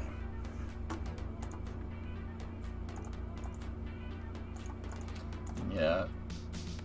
It looks like your COL goes out. Vulcan, back to yours. It looks like your COL goes out in front just a little bit. Be careful with that. But yeah, that's more what you want, dude. It should fly real well now. Your control surface should have great authority over that thing. Just be careful because it went out in front. Try to move your center of mass just a little bit more forward. And that should work. At least I think that's going to fix it. That joke gave me liver failure. I'm with you on that one. Yeah, Cannabis Coach, exactly. Even if your moment is canceled out, it doesn't move the center of pressure. Your center of pressure is in front of the center of mass. Then it's been acting like a parachute in the wrong direction, leading you to flying backwards. I built something like this a long time ago and ended up just replacing the Mark III tanks with 375 tanks. Yeah.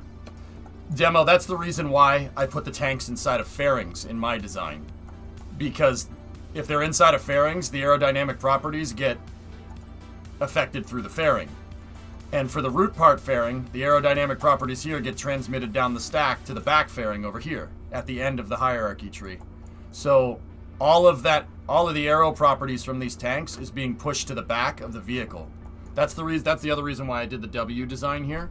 With this demo, if you don't know what that is, I was talking about how I set up hierarchies in Kerbal to achieve the effect that I want. Yeah, a lot of building.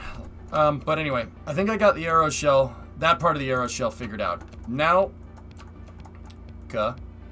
I'm going to build it in here. So I'm going to get this part of the wings figured out, all this stuff right here, and then this back piece, and then I'll make this part last. I'm basically going to lay the entire aero shell out, and then we'll fold it all together. Bad pun? Good enough.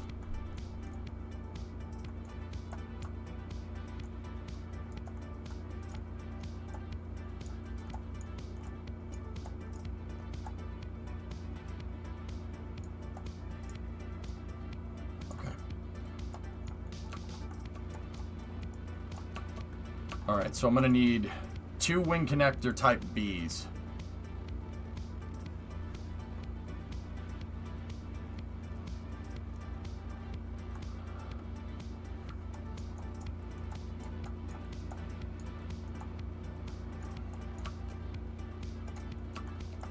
That's right, JYT. Yeah, you got it, bro. I'm building its bigger brother here. So I have this, everything that's highlighted there, I have it scaled up and I have it laid out. And just like how if you wanted to make like a bracket, how you'd cut and section out a flat piece of metal and then use a metal brake to bend it into place, I'm literally doing the exact same thing in Kerbal. I've laid out the entire aeroshell flat and then I'm going to bend the aeroshell around the fairing. What engines are you going to use? Uprated vectors, same engines. Does different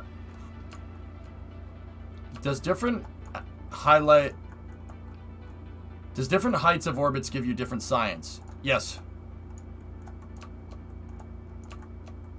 Kerbal explanation is better in English than in German every time. Yeah, Cannabis.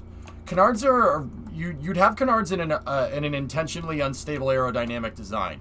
Basically, canards are on the front of the plane to get the center of lift and the center of pressure, like what Demo is saying, out in front of your center of mass, temporarily. So when you pull up on the canards, your center of lift goes in front of your center of mass, and the plane becomes inherently aerodynamic, unstably aerodynamic. So that aerodynamic instability allows you to turn a lot faster. It basically takes everything that the stabilizers, the rudder, and the delta wings and the elevators on the Delta Wing, it takes what those things are doing and it cancels them out so the plane can corner really fast. I don't like it when, and the only reason I even have like a big problem with it is because people do this in KSP all the time. They say, oh, the plane that I made doesn't work correctly. I'm going to put canards on it and now it flies just fine. That's like saying, oh, I have a flat tire on my car. Instead of fixing it, I'm just going to put another axle on. Oh, now my car works fine. You're inherently misunderstanding the problem, and you're failing to figure out why your plane flies like trash. That's bad engineering, and you're gonna run into more problems down the road. Now, on the other hand, if you just want the stupid plane to fly because it's a video game and it's Kerbal and it doesn't matter, I get it. Just put canards on it. It doesn't matter. Who cares? But if you want to understand why, you put canards on a vehicle and you want to learn, then yeah, it's probably an important thing to mention.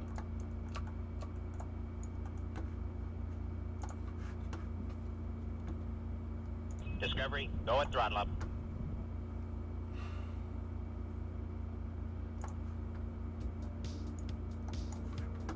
Hey Hawk, 25-month resub.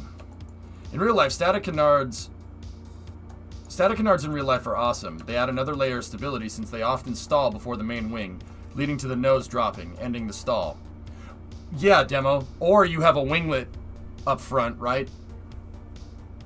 Like on the B1, the winglet is used to reduce vibrations on the airframe, extending the life of it. Yeah, there are other applications, dude, but like I said, it's important to understand the application. That's the real important thing here. You understanding the application. Don't just put canards on it because that makes the plane fly better. Canards are the end. They're a means to an end. And well, not a means to an end. They have a purpose, and it's important to understand that purpose especially if you want to get good at it. But anyway, Hawk, 25-month resub. Thanks, man.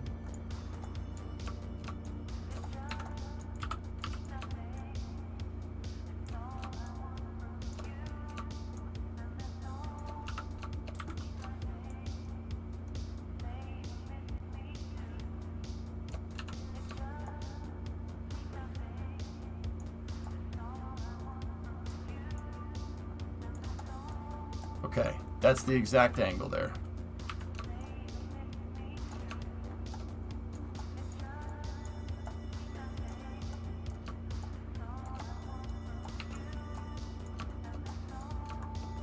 The guy Caproni knew about canards. Yeah, right. Yeah, that thing.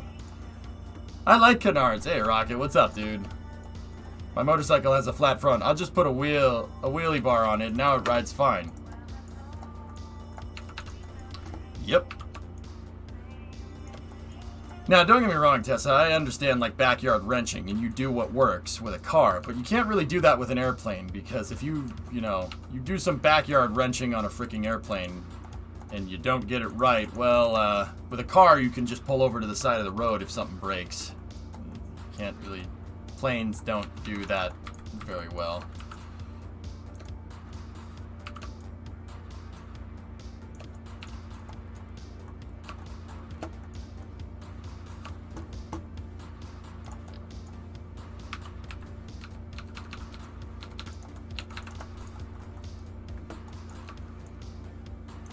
Alright, so I have one wing surface up there. So on this one, I should need two, and it should bring me right to the triangles here.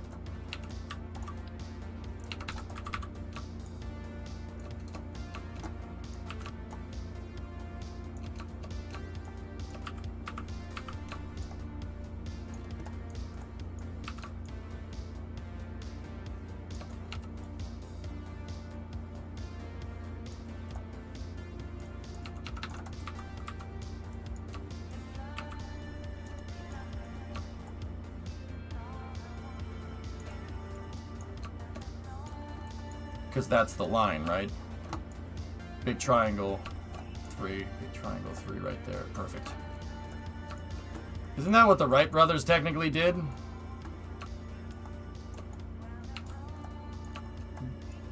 I mean, yeah, but that's the Wright brothers. They didn't know any better.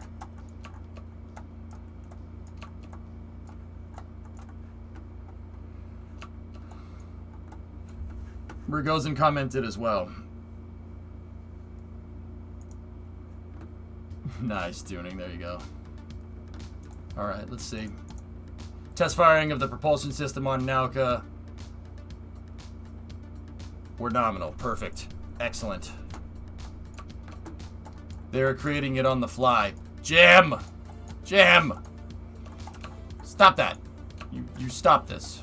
Stop this. Stop this nonsense.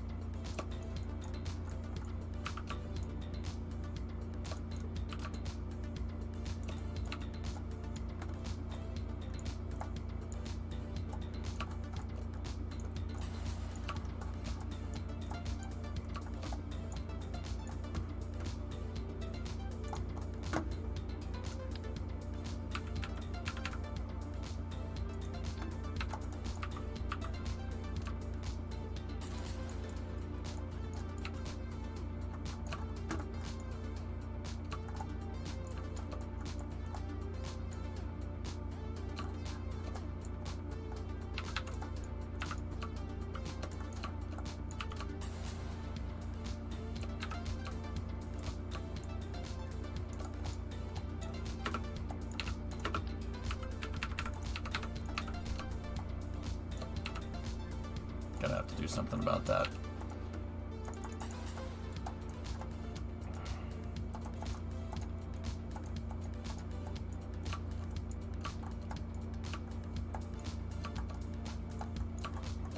Alright, the aft end of this subassembly is... okay.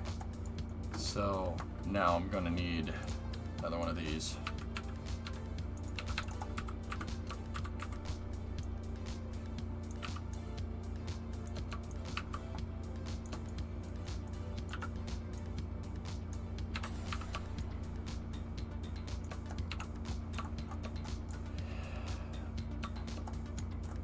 Okay, now give me one of these.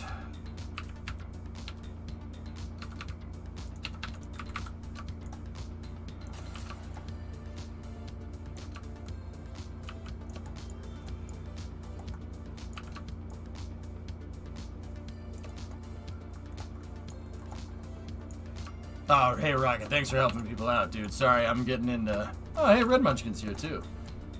And Flaps, yeah, they're built with Legos. Right?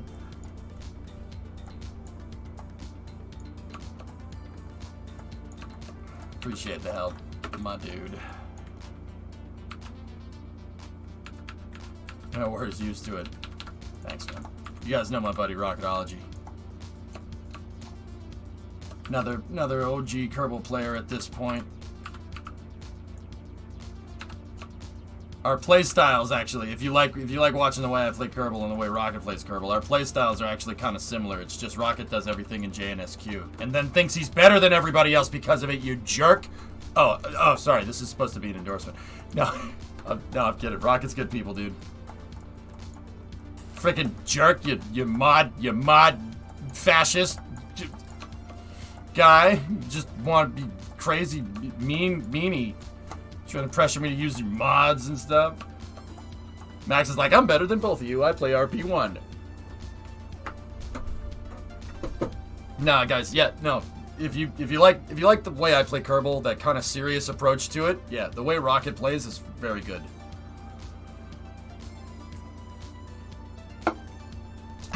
Dude's like, I'm hopping on the wagon, man. You guy, this is looking good so far. Thanks, man. Yep. I'm laying out the entire thing on a, flat, and then we'll fold it up and over. Alright, so over here, we're gonna need 4 of those. And what is this attached to? That is attached to the girder segment, I think. Let me just make sure. Yep, okay. Oh, by the way, do you want a thermal blanket texture for flags like the one I'm using? Ha! That's cool, but nah, I think I'm alright. I don't want people getting confused. I think that'll confuse people a little too much. They'll be like, what, are you using mods? No. I like it, though. That's cool.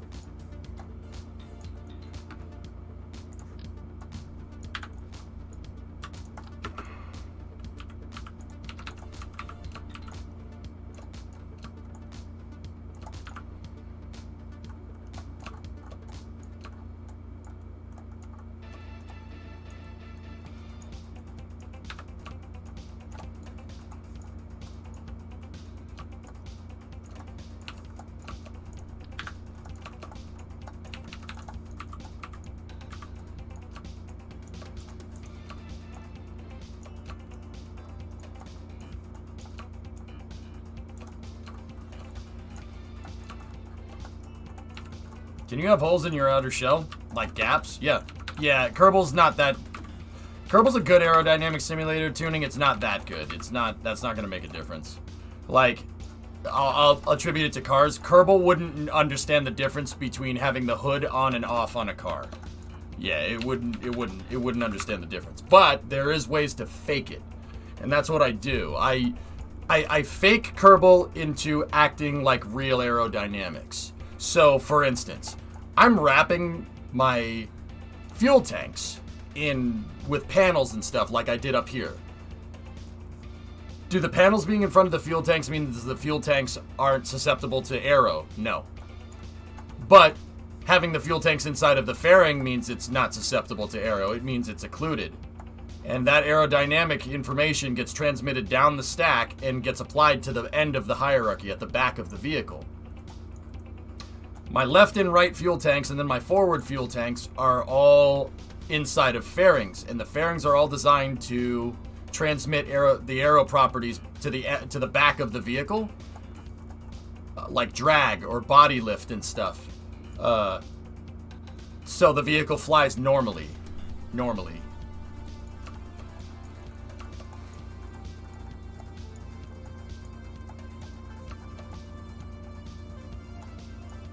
Yeah, I know, Red. Right. Me using mods would be a weird day.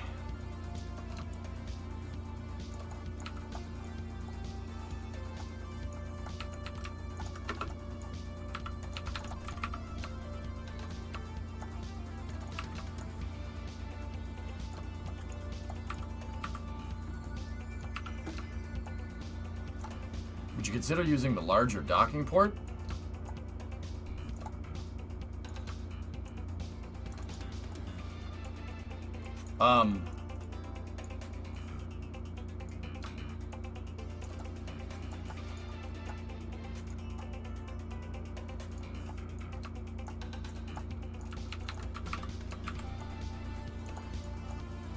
I'm not sure it's gonna make that much of a difference, King. Same vessel collision is same vessel collision.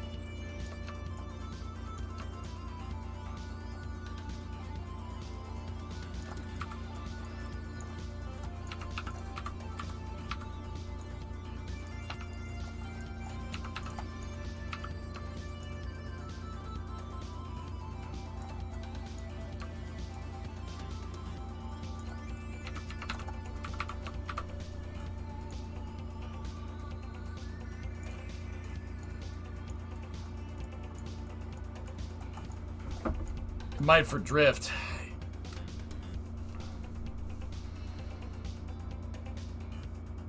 I've never used them for this type of integration before, guys, so I'm not sure. It's just another thing to test. You know? It's another thing that I have to figure out, and I'm not like, oh my god, I have to figure out another thing. We just gotta be cognizant of the deadline, you know?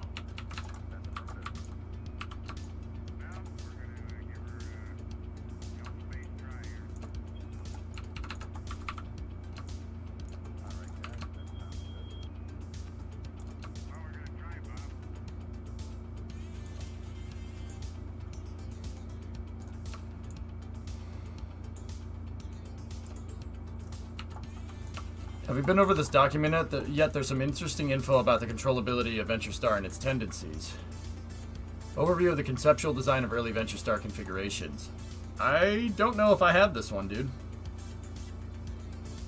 Ooh. Ooh. Cool.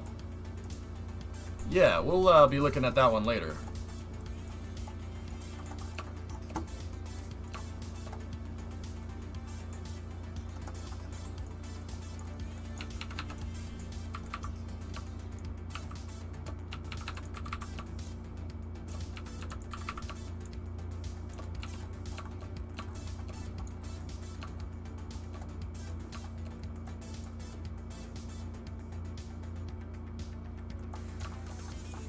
Oh, this needs to go back one. Sorry, I missed a step.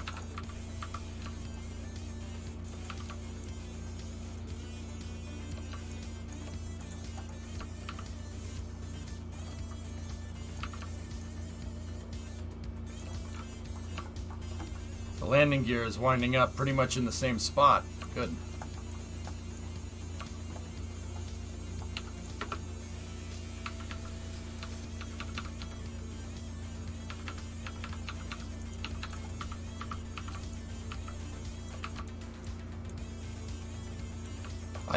The reason why it was too short is because I made an exact copy of that.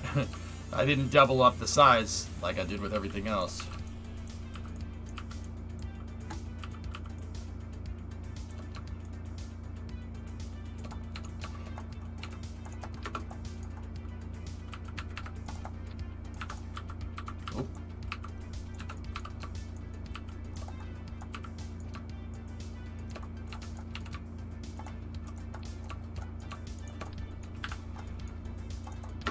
You need space for the OMS on the sides. I'm not sure I'm gonna have that. I might just copy the other design core in the name of not wasting time, I guess. Would be the right way to say that.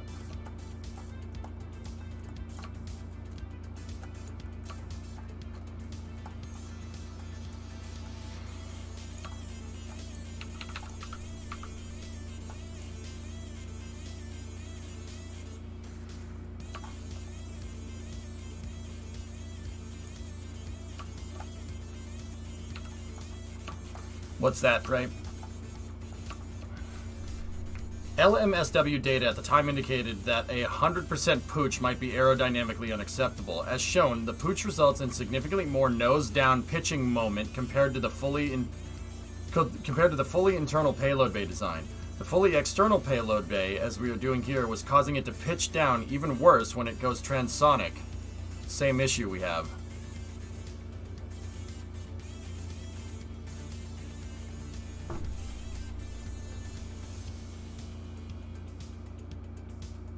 No. Pray, is that just a bizarre coincidence? Or are we on the right track with making this thing fly correctly?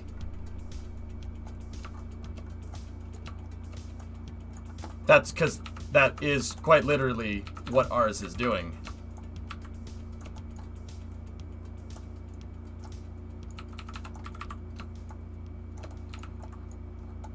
That's strange.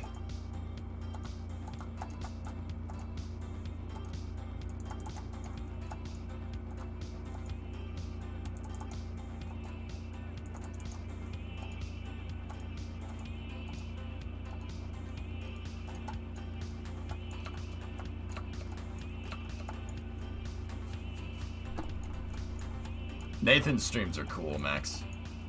Dude, Max, you know what my favorite thing about Nathan's streams are? How much he nerds out. Like, you think I nerd out with this stuff? Nathan is on another level of nerd, and I love it. I freaking love hanging out on those streams, dude. I wish I had more time to do it.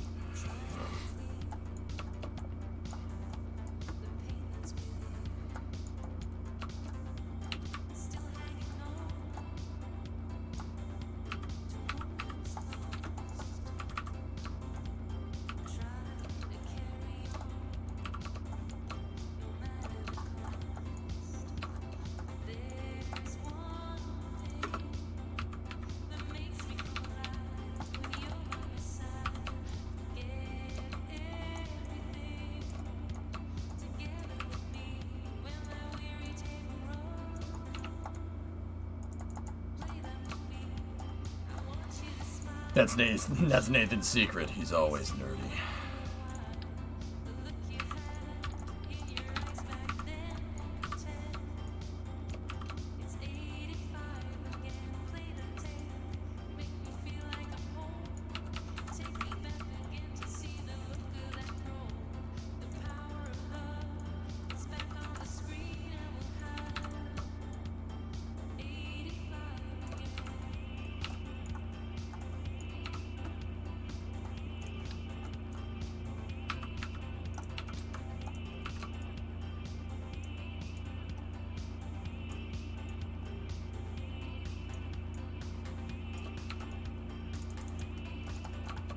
He's a big historical space nerd. I just feel like I'm getting a history lesson. It's a lot of fun to hang out with you both. The timing doesn't really line up well. Maybe we'll have some time to come visit. Yeah, no, we'll make more time, dude. It's worth it. We'll make more time for that, or at least I'll try to.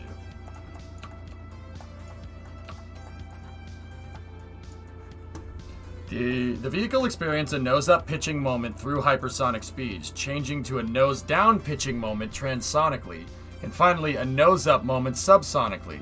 Holy crap, Prey! Can I claim a plot? Sure, DV. What do you want, dude? And where do you want to build? Yeah, you're free to claim a plot pretty much at any time, dude. What do you want to build?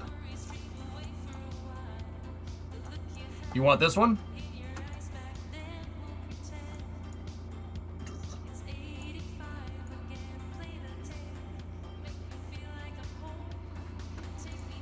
From RGV. Oh my gosh, look at how many tiles are on that thing. We'll discuss that for Space News.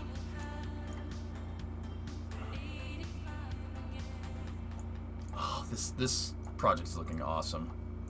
What Minecraft mod is that, viewer? It's called Dynmap, D-Y-N, so dynamic map, shortened dynamic, Dynmap.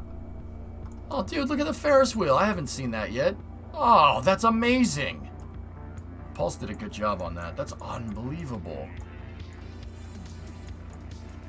The solution to hypersonic trim was the same as we did, just reduce the wing angle.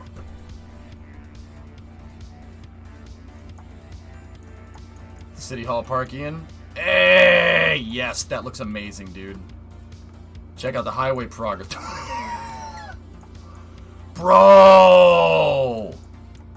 Oh, you guys are making me want to play this. You bloated idiot, Stimpy.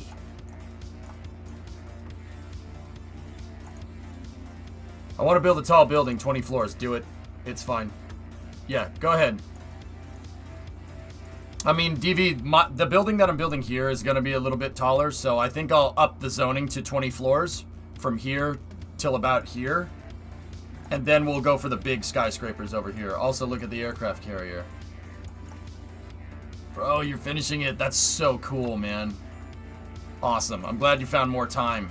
This stuff's looking great, dudes. Oh, this is going to be such a freaking cool project. I love doing this. This is fun, man.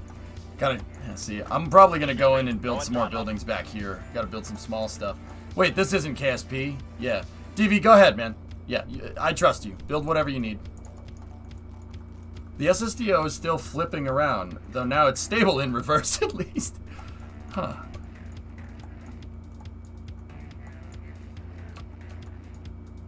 Canadian guys, everybody that's working on the Minecraft project when I can't be there, amazing job. Seriously, I mean that. It's really cool. I know you guys, I mean, you're doing this kind of out of the bottom of your hearts. Like it's, I wish I could pay the people that build this stuff, but I really can't, man. But you guys do good work. I need a break from the aircraft carrier, so I'll build a building. All right, man. Yeah, do what you need to do. That's a survival server, Syntax. Survival. We built all of this in survival. You want to see real quick? I'll show you. It's time for Space News, though, dudes. So, it's all built in survival. Check it out. There's the mines. See them underneath? See all those straight lines? Yeah. And then we level mountains. There was an old mountain biome here. Yeah. Turns out that, and this is a problem I didn't think, this is something that I thought we would have a problem. You know, like everybody would just want to build and nobody would want to mine. It turns out that some people just like coming home from work and just chilling and mining stuff out in Minecraft. We actually have a surplus of resources. Yeah, we have so many freaking resources that we have literal crates just sitting out here of cobble, dirt, gravel, whatever. But yeah, Canadian Cumulin is my city planner here. He's kind of, him and World Killer and Drool Bucket are kind of working on planning out the city and stuff. You know what we need to do, dudes? We should go ham on finishing the shipyard. We should finish the shipyard and then go back, but yeah, cool. See, yeah, we're building a container depot over here. How can I get in on this? Exclamation point MC, dudes. Make a spaceport? Well, the Minecraft server, I don't want to make anything with space. You can make space recovery vessels if you want. Like what Thomas did right there. But I don't want any spaceports. I want to just build a city. If our city gets big enough, then we build an airport. If city gets big enough after that, then we build a spaceport. See what I'm saying? Yeah, but our first highway put in right here. Got to figure out a way to build the on-ramps, but Canadian, this looks fantastic, dude. That highway is exactly what I was imagining, dude. It looks amazing. Oh, that's so cool. Any plans for real working rail? We have subways down here, Denny. Serious Potatoes working on the subways. I'm not sure you can... Oh, yep, there they are. See? There's a subway tunnel. There's a subway station right there, that two-lobe. Subway tunnel goes into the city hall. Terminus for the terminus subway is underneath. That's like the main station. And then it goes out to the shipyard out here. See it? See it? And then that's the station right there. It's kind of hard to make out here with all this other stuff there, but I think we should do that, Ponja, but I gotta be sure that we're not cutting off someone's passion project or something, because I know that people built out here. There's spots where people built all over the place, dudes.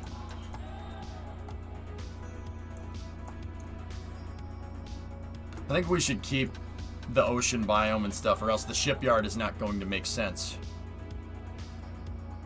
But anyway.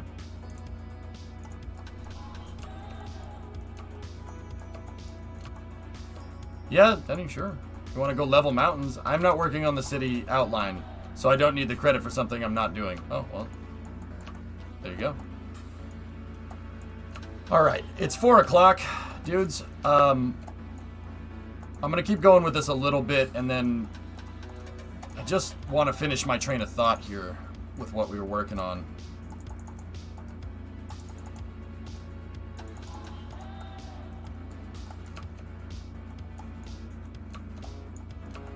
Yeah, I think at the snow biome, MC, is where we should cut it off.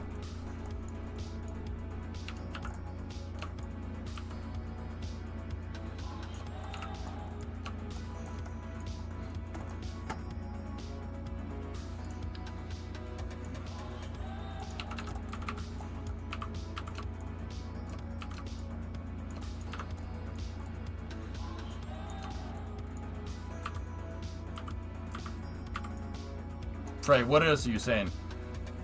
You said something else. Okay, alright. They were also proposing using inverse aileron control to save RCS fuel, including Dutch roll by rolling left to side slip to the right. Additionally, they decided to make Venture Star control stabilized as they couldn't make it statically stable with a pooched bay. Interesting. That's, dude, that just tells me, Frey, that I'm on the right track here. Because the way I designed this, it's behaving. Dude, it was Dutch rolling the other day. Demo helped me figure that one out by we basically used the same exact thing to figure it out. Which, that tells me that we're on the right track. With me wanting to get this thing to, you know, work correctly. And when I say work correctly, I mean fly like the real one.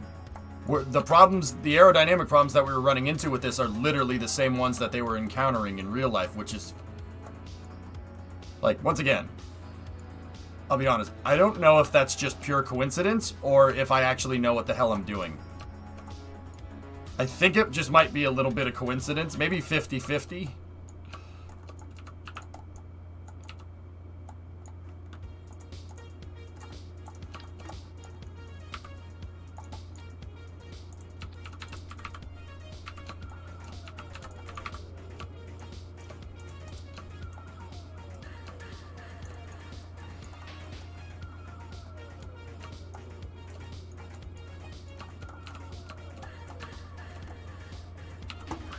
Alright.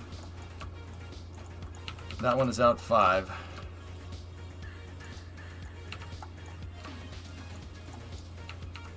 Hang on.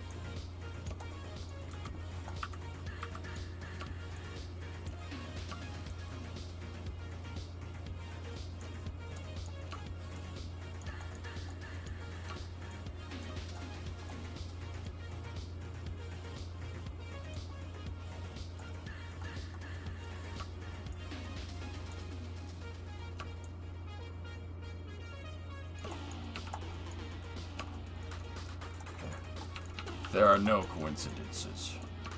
5, 10, 15, 20.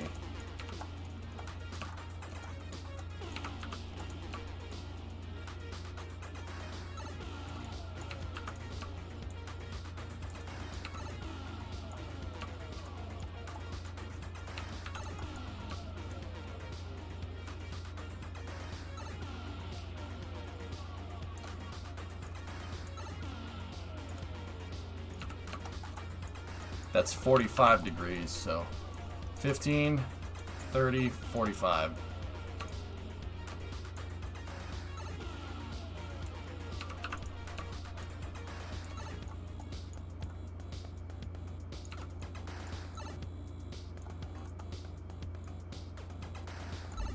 Okay, now that means that this should go up 1 tick.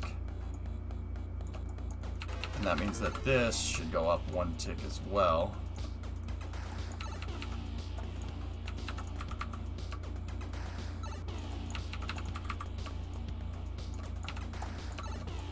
And that should fit perfectly. Cool. The top of the tank, that model piece that's popping out of the top of the tank is just there to, that doesn't do anything. It actually kind of looks cool right there. KSP 2 will have procedural wings. What's lost on that? Well, the build style is going to be a little bit different, but it still should be cool.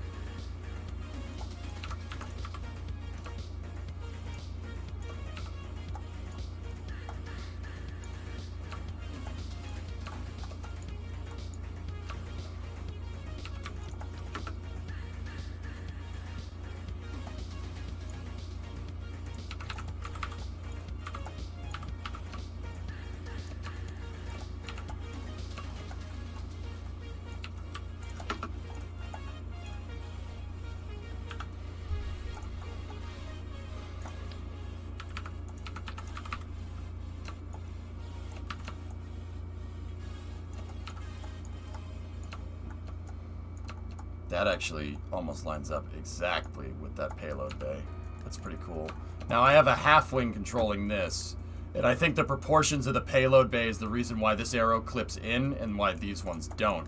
Because if I scaled up that Mark III shape, it would go out to here, right? So I'm gonna have to figure out another way to do that. If you're gonna do tourist missions, how are you gonna get tourists into a vehicle? They can't EVA.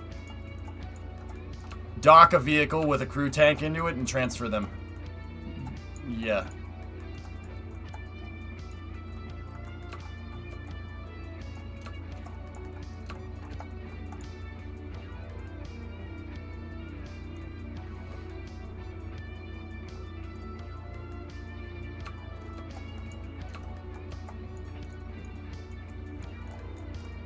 Alright, well, hey fellas, look at that.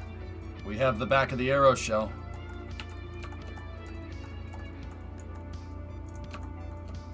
Got the shape figured out, and it almost proportionally, for the most part, matches exactly. I'm just gonna put this here, and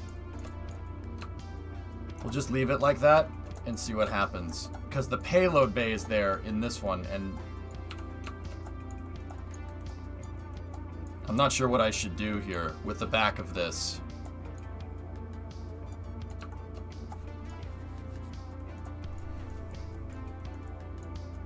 Should I put ohms? Should I put a fuel tank up there? I don't know. Or should I just cap it off? Hard to say. We'll get back to that in a moment.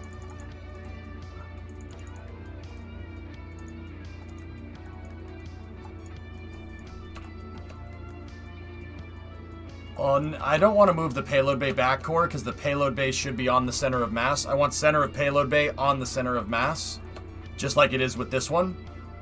So if I have to put a Mark III tank that bridges this and puts a Mark III right there to finish off that gap instead of the shuttle butt, I'll do it. It's fine. Or I could use the shuttle butt and a fuel tank there. That's fine. It's going to move when you add the engines. Oh, yeah, you're right. So, you know what? It's probably better to just hold off. I'm just going to hold off for now, dude. We don't have enough things kind of fleshed out, right? Eek. I don't have enough things fleshed out to really get this correct, huh?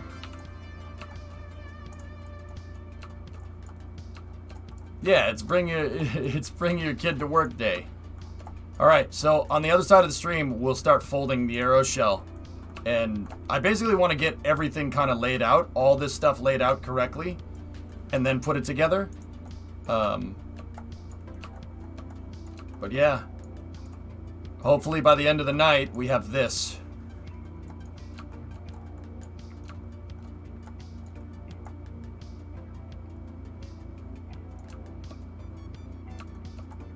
Have you decided whether or not you're going to make aerospike engines? Probably not, Isidio. I'll put these... I don't want to make it look like the aerospike because I didn't do that over here. And the whole point, the whole idea is that with this thing, I can build faster. I can build this a lot quicker because I already have the design up there. And if I change something out back to make it look like an aerospike, it's no longer going to fly like this one.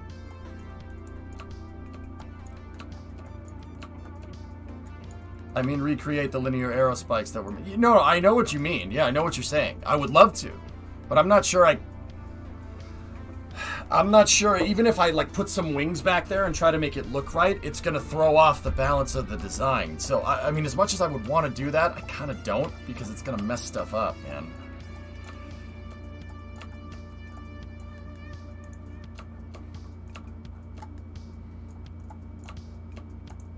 Here, one more thing I can do is that in the prototype 2 craft file,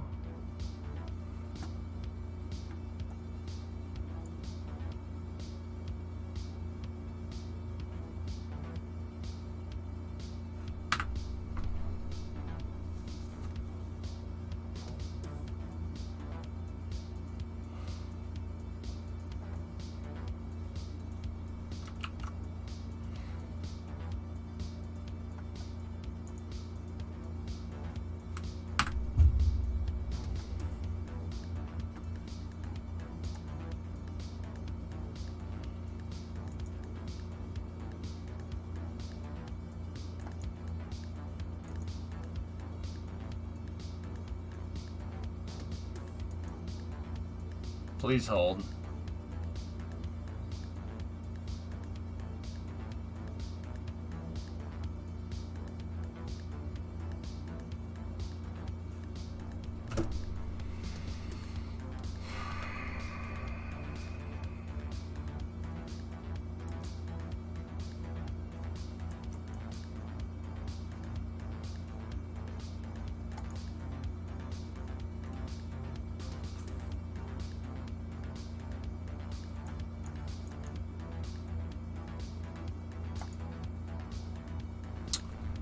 Okay, yeah, it didn't like that. That's a glitch that happens in the game when you load a subassembly up. For whatever reason, whenever it picks up that you could radially attach it to something, it actually spawns it in the game. So, I just spawned about 20 of my SSTOs, and the game picked it up as surface, attaching it 20 times. There's like 10,000 parts being rendered on the screen. Yep.